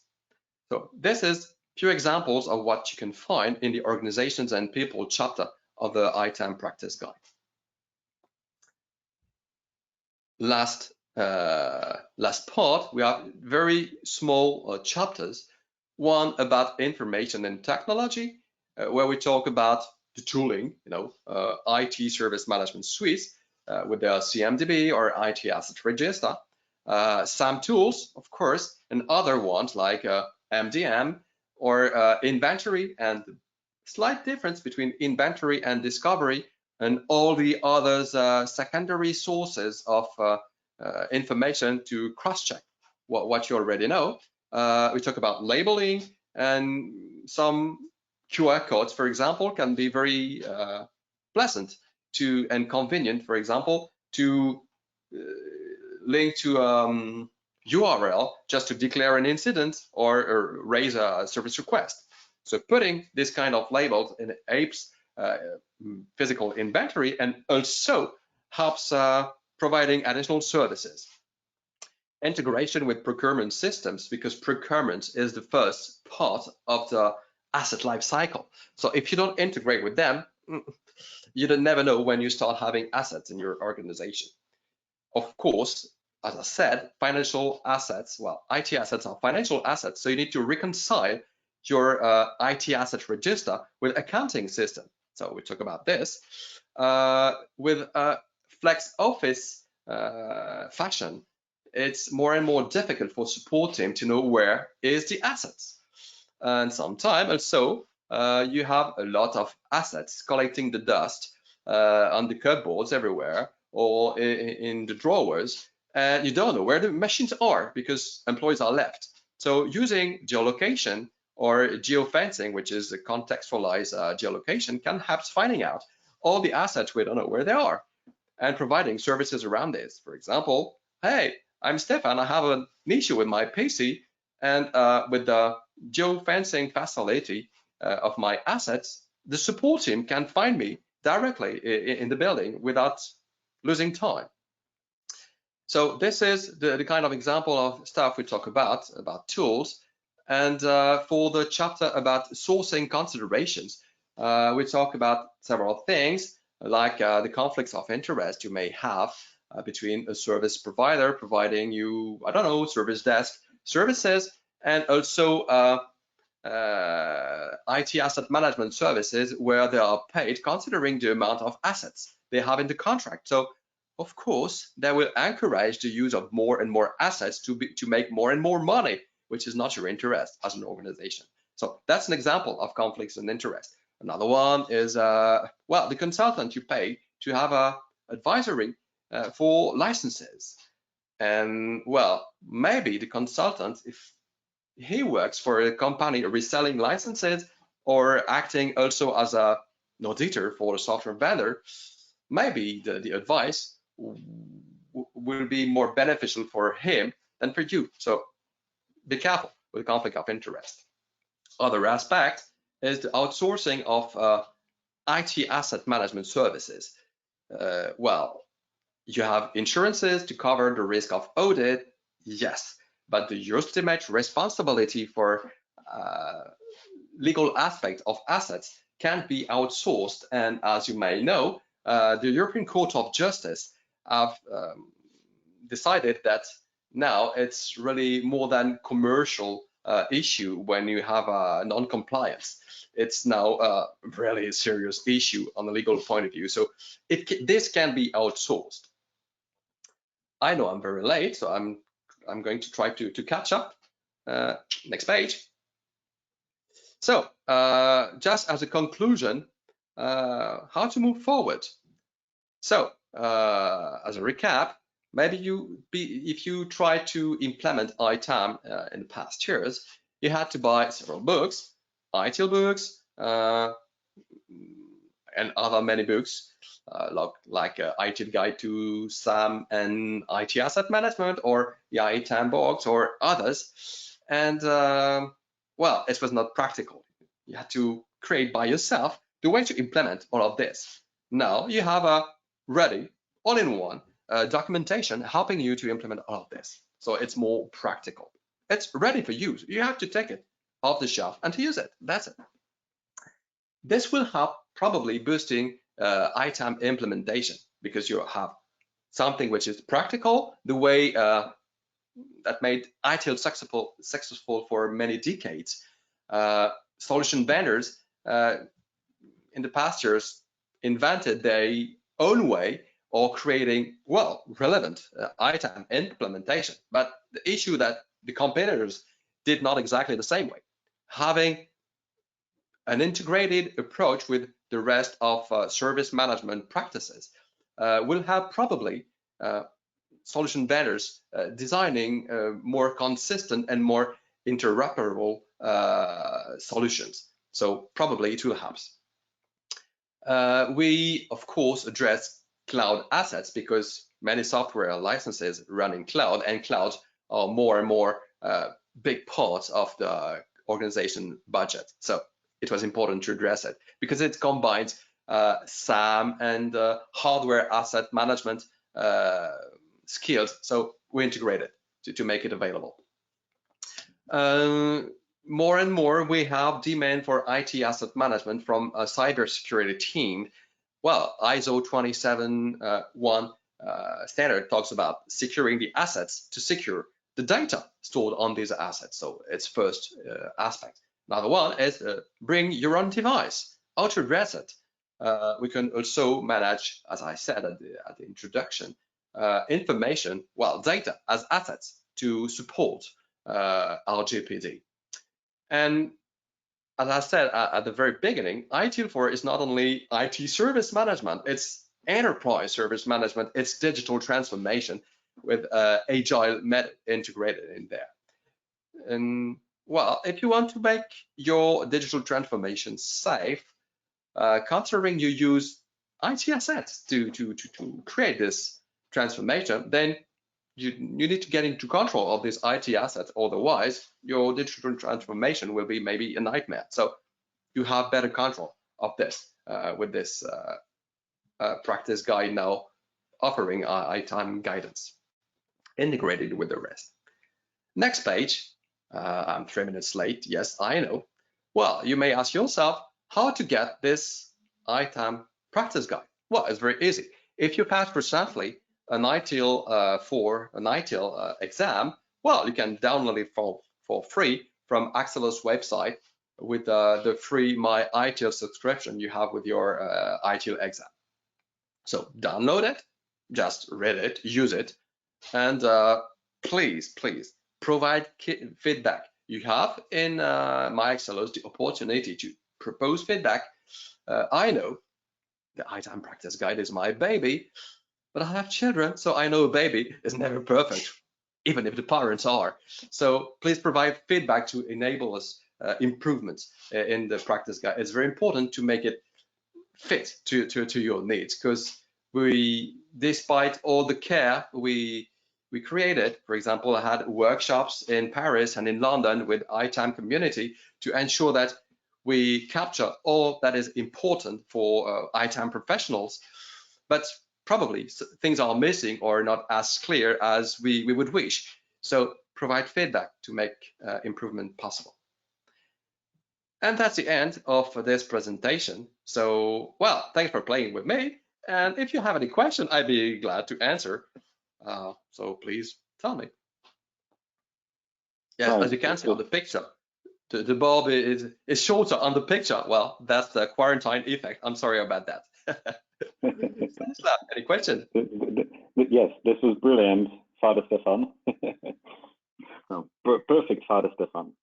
So I got a few questions, so let me read them out for you. So there's one practical question. So can you explain the difference between discovery, inventory, and IT asset register? So the IT asset register is the database well, it can be a simple spreadsheet, you know, or a sophisticated ITSM suite. What's going on? My screen was off. Am I still with you?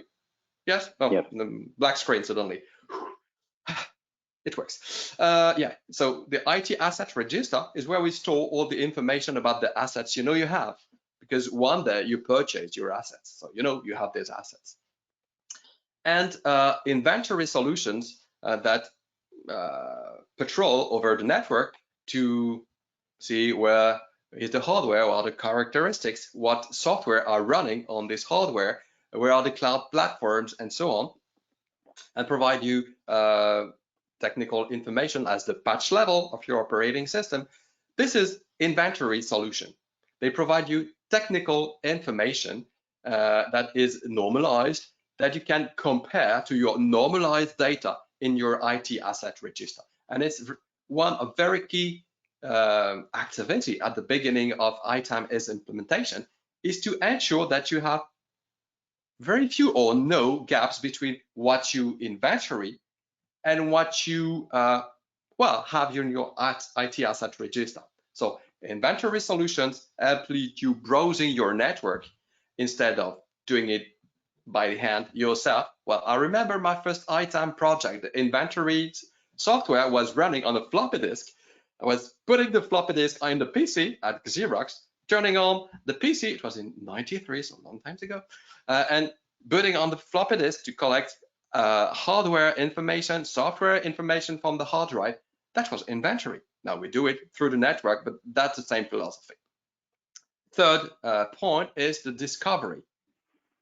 You may have security tools browsing the network to discover nodes on the network that should not maybe be here. So discovering is, well, like using a lamp to light the unknown in your information system.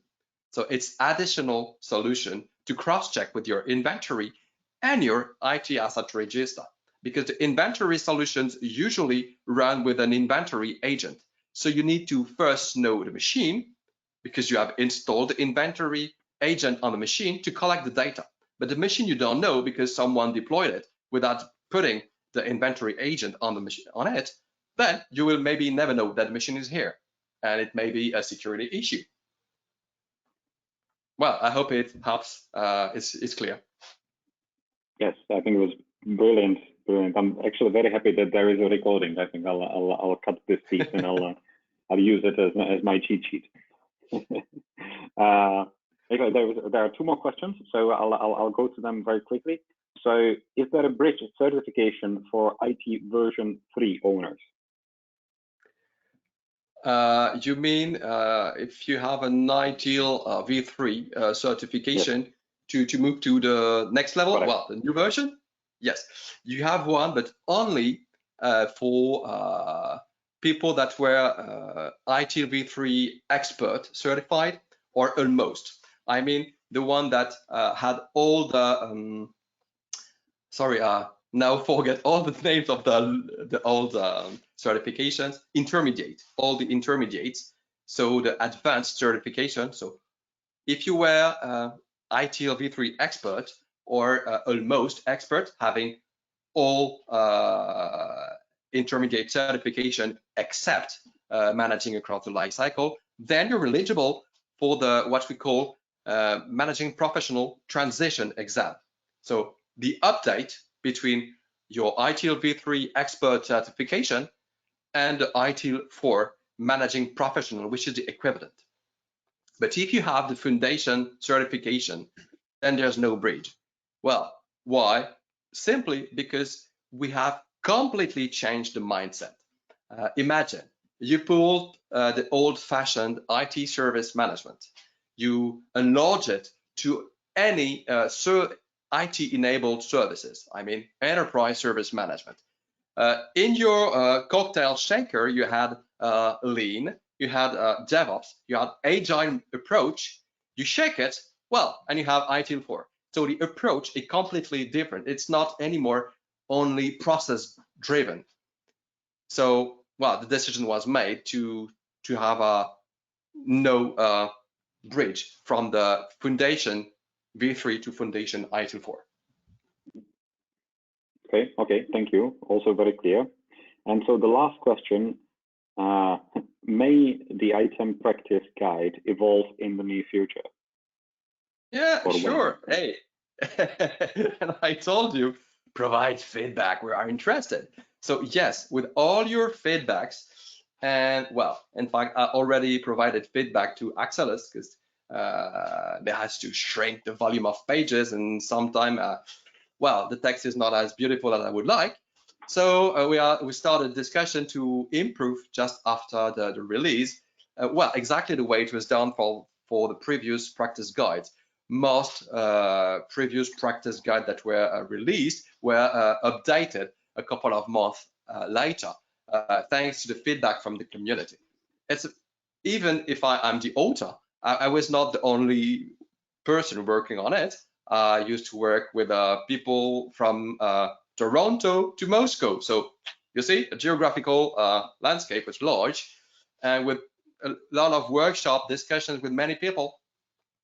And well, of course, we need to improve it. And we decided to propose a minimum viable product with this practice guide. And we know it's not perfect. So of course, it will evolve in time as the practice evolves itself. Because as you know, things are evolving very fast in our industry. So we need to update quickly, and that's why ITIL 4 is now modular in terms of documentation to enable such improvements on the fly as quickly as needed. Agile way once more time. So don't say anymore that ITIL is not agile. Excellent. Well, that's it. Thank you very much, Stefan. It was super interesting. Well, thanks for playing with me. Thank you very much, Stefan. And Stanislav, you are, besides being co-host, also on the last slot. So you have now the final slot for today. So I think I already handed over for you. Also presenting the slides on your side, just to to use the most important rule of IT: when something works, do not change it. I can do that. Yes, I can do that.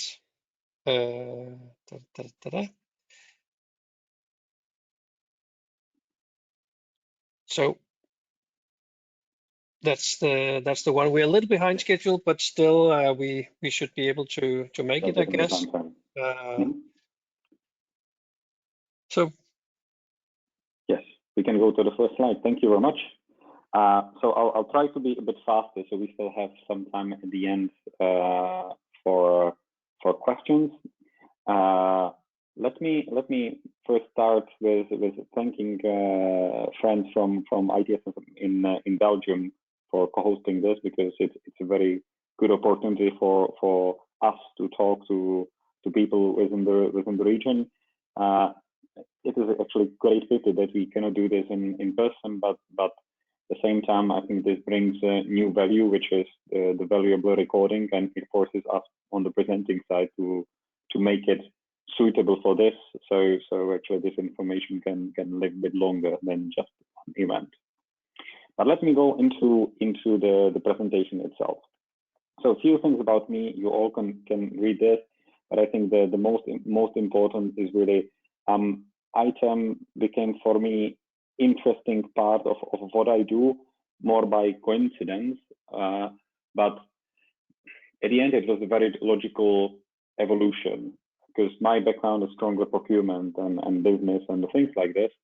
And the simple reason was the one moment, if you're really good in achieving the prices, the unitary prices for software or whatever you buy, hardware, once you hit the rock bottom, or you believe you hit the rock bottom, then you have to start looking properly at quantity, which naturally led me to ITAM. And even just during the time when I'm working in this area, the ITAM already developed significantly, and that's why it's getting more and more exciting. So let's go please to the next slide. And yes, business-driven IT asset management. So this is something that actually worth a bit of explaining what it means and why business-driven IT asset management. So there are 3 points just to tease your mind a bit. So think about what is the ITAM role in your organization. What was the last time you asked for more money and when you actually succeeded getting more money? This is a good start. The reality is that there is not a single company in the world whose core business is to have IT asset management and to have IT assets in order. So we always have to look at it from this perspective, and we have to relate what we do to the business. Once we do this, once our mindset is related to the core business of our company, then we are able to be more efficient in introducing, not only asking for money, but also introducing the changes in ways how the company is behaving, introducing the best practices from our colleagues, and simply making sure that your voice is heard.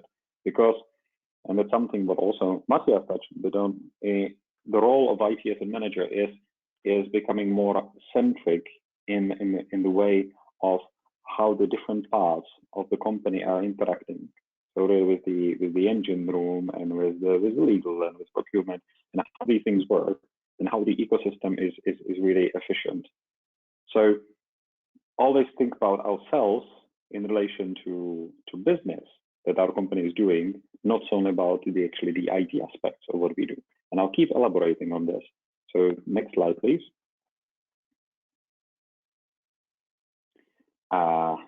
This is building on what I just said. Very simple diagram. So how really the money flows? Well, the money flows from the top to the bottom, and this is just a scheme. Of course, it doesn't work in every organization, but more or less you get the gist. This is how the money will reach you at the end. However, the information has a long journey to be really explained. And I'll here, if you allow me a little analogy, why it is important. So there are two examples I heard in the past. So one, there was one of the projects I was working on was a large bank, and they were discussing about implementing new, or they wanted to buy new mainframe, big solution, loads of money, and they kept explaining that like new mainframe will be simply better and it's 2 times faster and it's more stable. And as long as they kept explaining it like this, nobody was really hearing. But the moment they explained the importance of stability for what exactly is happening on mainframe, which transactions are done through the night in the batches, and what is the potential impact on the customer relationship, because of course for the bank, reliability, being 100% reliable, is essential. So the moment they translated the 2 times faster and stable into what will client think if their transaction is not processed the moment they will wake up in the morning and they do not see in their banking that it happened, then suddenly they got the right attention. The second example is, I just did today, I Googled advantages of virtualization. And actually, let me look at it. So Google gave me straight away the 4 answers. So to minimize downtime of servers. Number 2, increase IT productivity. Number 3, simplified data center management. Number 4, faster provisioning of new applications. Excellent, all 3 very true points, but from the business perspective, they don't see that relevant.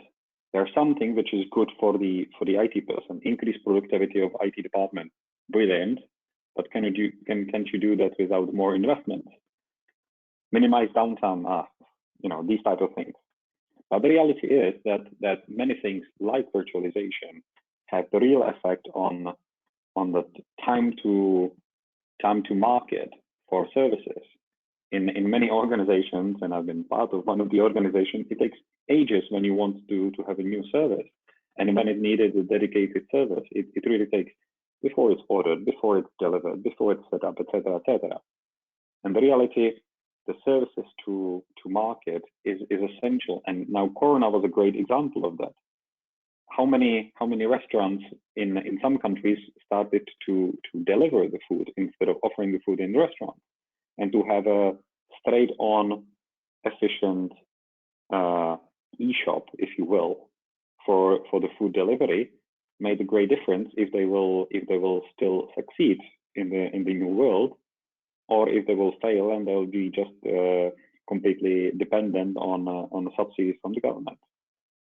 Also, seamless customer experience is something that is absolutely essential today, and that's something that the traditional IT explanation of advantages of whatever new structures we are using is very relevant. So if I may move to the next slide, please.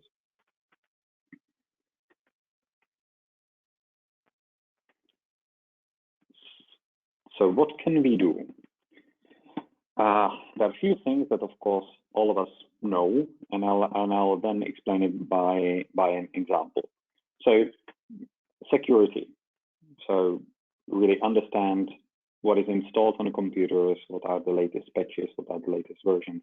Having all this under control is definitely part of what IT asset management should do, and these are the benefits that proper IT asset management can deliver, should deliver. Cost control, you really should know what you pay for. And I think this is the part which comes really back to the origins of ITAM, which is avoiding non-compliance and being subject to audits from software vendors. I mean, in many situations, this can still be the reality, especially when it comes to large, complex data centers. There's a lot of actually virtual servers, etc., etc. I mean, I've seen in one of the projects, I've seen the exposure of after first run of understanding the assets in the data center and how they're run, the exposure was at 22% of the turnover of the entire company. That's straight away something that the business can relate to. It's not anymore problem of IT budget. That's something that goes far beyond the IT budget, even though, of course, we know the reality is negotiated and never reaches this level. Cost optimization, that's something that I will touch in the example on the next slide. So how you can really increase efficiency of the utilization of your assets. So instead of buying something new, how you will find a way how to use them in your organization. And workforce flexibility, that's a new thing in post-corona time or corona time. So I think now we will see a lot of renaissance for the importance of the IT departments worldwide, where you know, like it goes always in waves, right? What is the importance of CIOs and CTOs? It used to be the guys down in the basement doing something with the PCs. It went up to the board level or close to board level. It went down again to the guys doing something more sophisticated and the sellers with the PCs and servers. And now everybody again sees the importance to have IT in order. Is a question of the company's survival. Pretty much any company in the world, if they were not able to really work remotely, to have a control for that, and to have their in general assets in order, they will not be able to survive situations like Corona. So now this will be very visible, and this will actually help us to build the right case for what we want to achieve. But okay, we are getting to the real example. You can stick to the slide, no problem. But I think the final message is what is the mindset we should have when we work in ITAM is we should become the profit center, move from the cost center to profit center, because there are enough opportunities to bring real benefits that are measurable in money for the company. And this allows us to actually really become the profit center for the business, what we do. So the real example I'll use is coming actually from Vodafone. How we pretty much build a company here in Luxembourg that is managing over 1 billion of software assets for a whole Vodafone group. The the business case was built around the logic of ability of moving the assets between individual countries, and more sophisticated and more industrialized the process is, more it allows us really more efficiencies and more automated efficiencies. Through this, we were able actually to completely fund the company. There were no needs to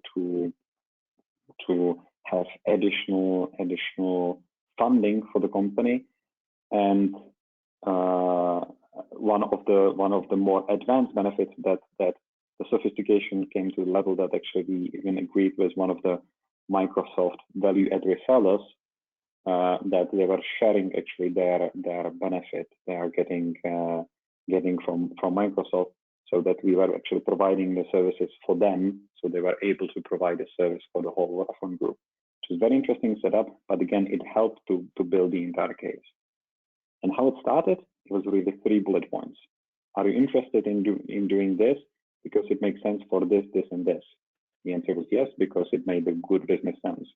So then we elaborated it from 3 bullet points to 3 slides, from 3 slides to 20 slides. And then roughly 22,000 meetings later, we had a company that was running and looking in managing the assets. There is a link. I'm afraid you will not be able to click through, but it's quite short, so you can write it down, or you will also get it as a part of the package later on. This is how we explained what we do, and this is very, very important message of my presentation. Explain it in their language. Whoever is them, explain it in their language, not our language. We will gain no advantage by using our terminology, our item shortcuts, and using really the words that only the expert community understands. What is important for us is to translate what we do in something very simple, the right analogy, and it needs to be very much business relevant. Thank you. Let's move to the last slide. So there are a few questions which I can. Oh, yes, Phil, would you be that kind and just be my question partner, or is it not possible because you're presenting? I will definitely try. Perfect. So excuse if the video will not work. So you will want questions before you have the last slide, is that correct? No, so okay, actually I can see it here, so I can read it myself, so it's fine. So the first question is actually it's quite a long question. So do you think that interdisciplinary nature of ITAM can cause lower visibility as its activities are split across so many functions, procurement, IT, finance, internal audit, legal department, as no one really owns the topic end to end? That's actually a very interesting question. It's a very interesting question, but yes, that's the. Actually, I really enjoyed the mixture of the 3 presentations today, because yes, this is exactly what is happening. Because ITAM started really like pretty much people dealing with the problem that somehow came because Big 4 company knocked on your door saying, "I'm here on behalf of IBM, Oracle, or whoever, and I'm going to audit you." And these guys were to solve this problem, but they're all already evolved significantly into very active management of this ecosystem. And there's a journey and this task for all of us to become really the sophisticated preachers, and sophisticated in content, but very simple in the way how we explain it, that we are really managing complex ecosystem. So there is end-to-end ownership, which in many cases should naturally end up in ITAM. And it doesn't matter if ITAM then organizationally sits within IT, and is it the service management or is it procurement? At the end, it doesn't matter. But it is important that there is somebody who has a clear accountability for the end-to-end situation. very good question indeed.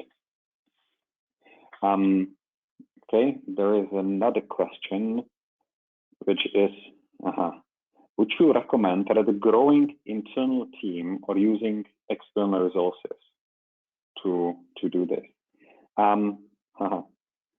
It is. I think it is a mixture of both. Not easy answer, but it is really a mixture of both. Why? Because for many things within ITAM, you need to have internal resources because the real knowledge of your, for instance, data center is essential. There is no tool that will really 100% analyze how your virtualization is set up, how the offloading is set up, etc., etc. You need to have a human brain on the top of this, and it is impossible to avoid it. So for this, you will always need internal people, and it is, I believe, inefficient to have somebody external. At the same time, I firmly believe into modular structure of expertise around this, and this is something that we also see is happening, and ITAMOrg is also doing this, is that we are building the blocks that will help that when you need to get the right knowledge, whenever it comes to looking for the new tools. This is not what you do on yearly basis, on a semi-annual basis. Maybe you do this like every 3 years, maybe 5 years, whatever. So why not to bring somebody whose job description is to do this, and therefore they do it 4 or 5 times a year. If you need to look at some licensing issues specifically to vendor or specific to our topics, that's why you want to get external experts in. And one of the big topics, actually also mentioned several times, moving into cloud, something very new, not as a topic, but something very new as a reality. So the reality of how the subscriptions are managed is complex, and right now nobody has the one easy answer how to do these things. So it is great advantage to bring somebody from the outside because they are into this, and it is their job really to do this. Right. I wanted just to go one slide back, as I think you probably skipped the sort of the video that we have. There's a video available that explains in very what do you call it, simple terms, what is actually the sort of what you did do in Vodafone Asset Management Service, short for VAMS. So there's a link here. You can access it after the presentation. It's really neat, and as an explainer for senior management people that are not experts at any level. So that's a recommendation for that. Thank you, Jesper. Indeed, I think it's very important to really translate what we do into simple terms. So it allows us then to really work on the complexity that we have to. If we start explaining complexities, people stop listening. So these were actually the questions that I received. There is what I wanted to mention also, that ITAMOrg, because this is a kickoff of ITAMOrg in Belgium or in BeNeLux chapter. So there are 3 things that I wanted to highlight out of the whole portfolio that Jesper was explaining.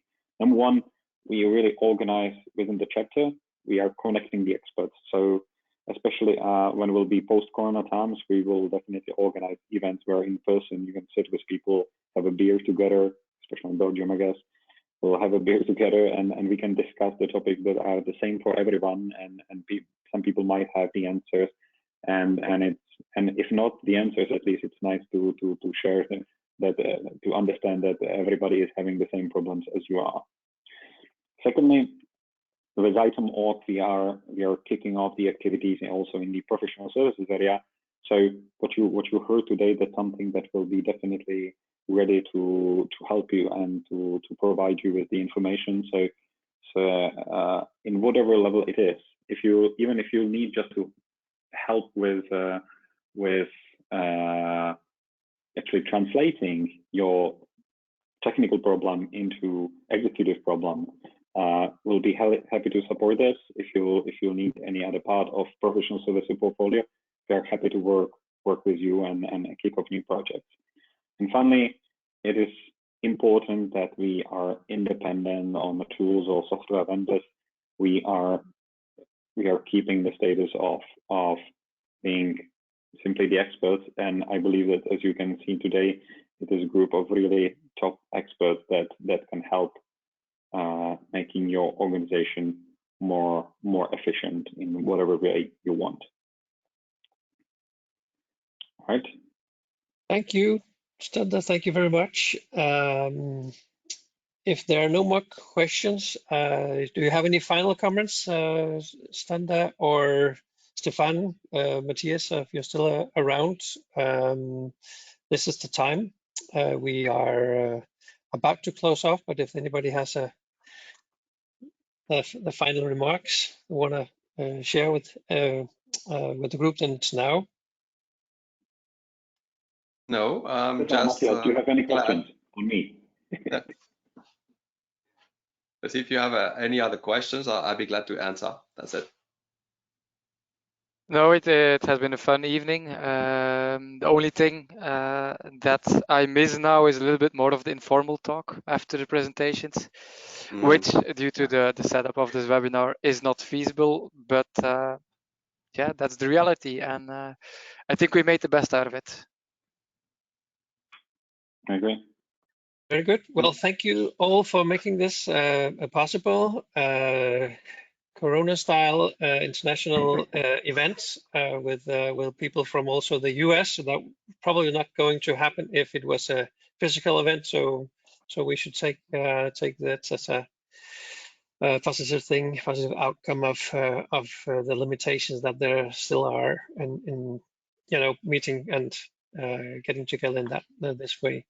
As I said in the beginning, if you want if you now think you want to engage further with the experts here, with your peers from the BeNeLux region, we do have you're eligible for a 12-month free individual membership. So please come forward, and we will provide you with that, give you access to a toolbox and different membership benefits for the first 12-month period. Other than that, I'll just once again thank all the panelists and those and also for you all joining us, and hope to see some of you in the future in the physical events or maybe another online event. Corona's not over; it's still pretty much around, so we'll probably have to work around this along these lines for a while yet. Thank you all, and have a good evening. Bye. Thank you. Thank you all. Evening. Take care. Good evening. Bye.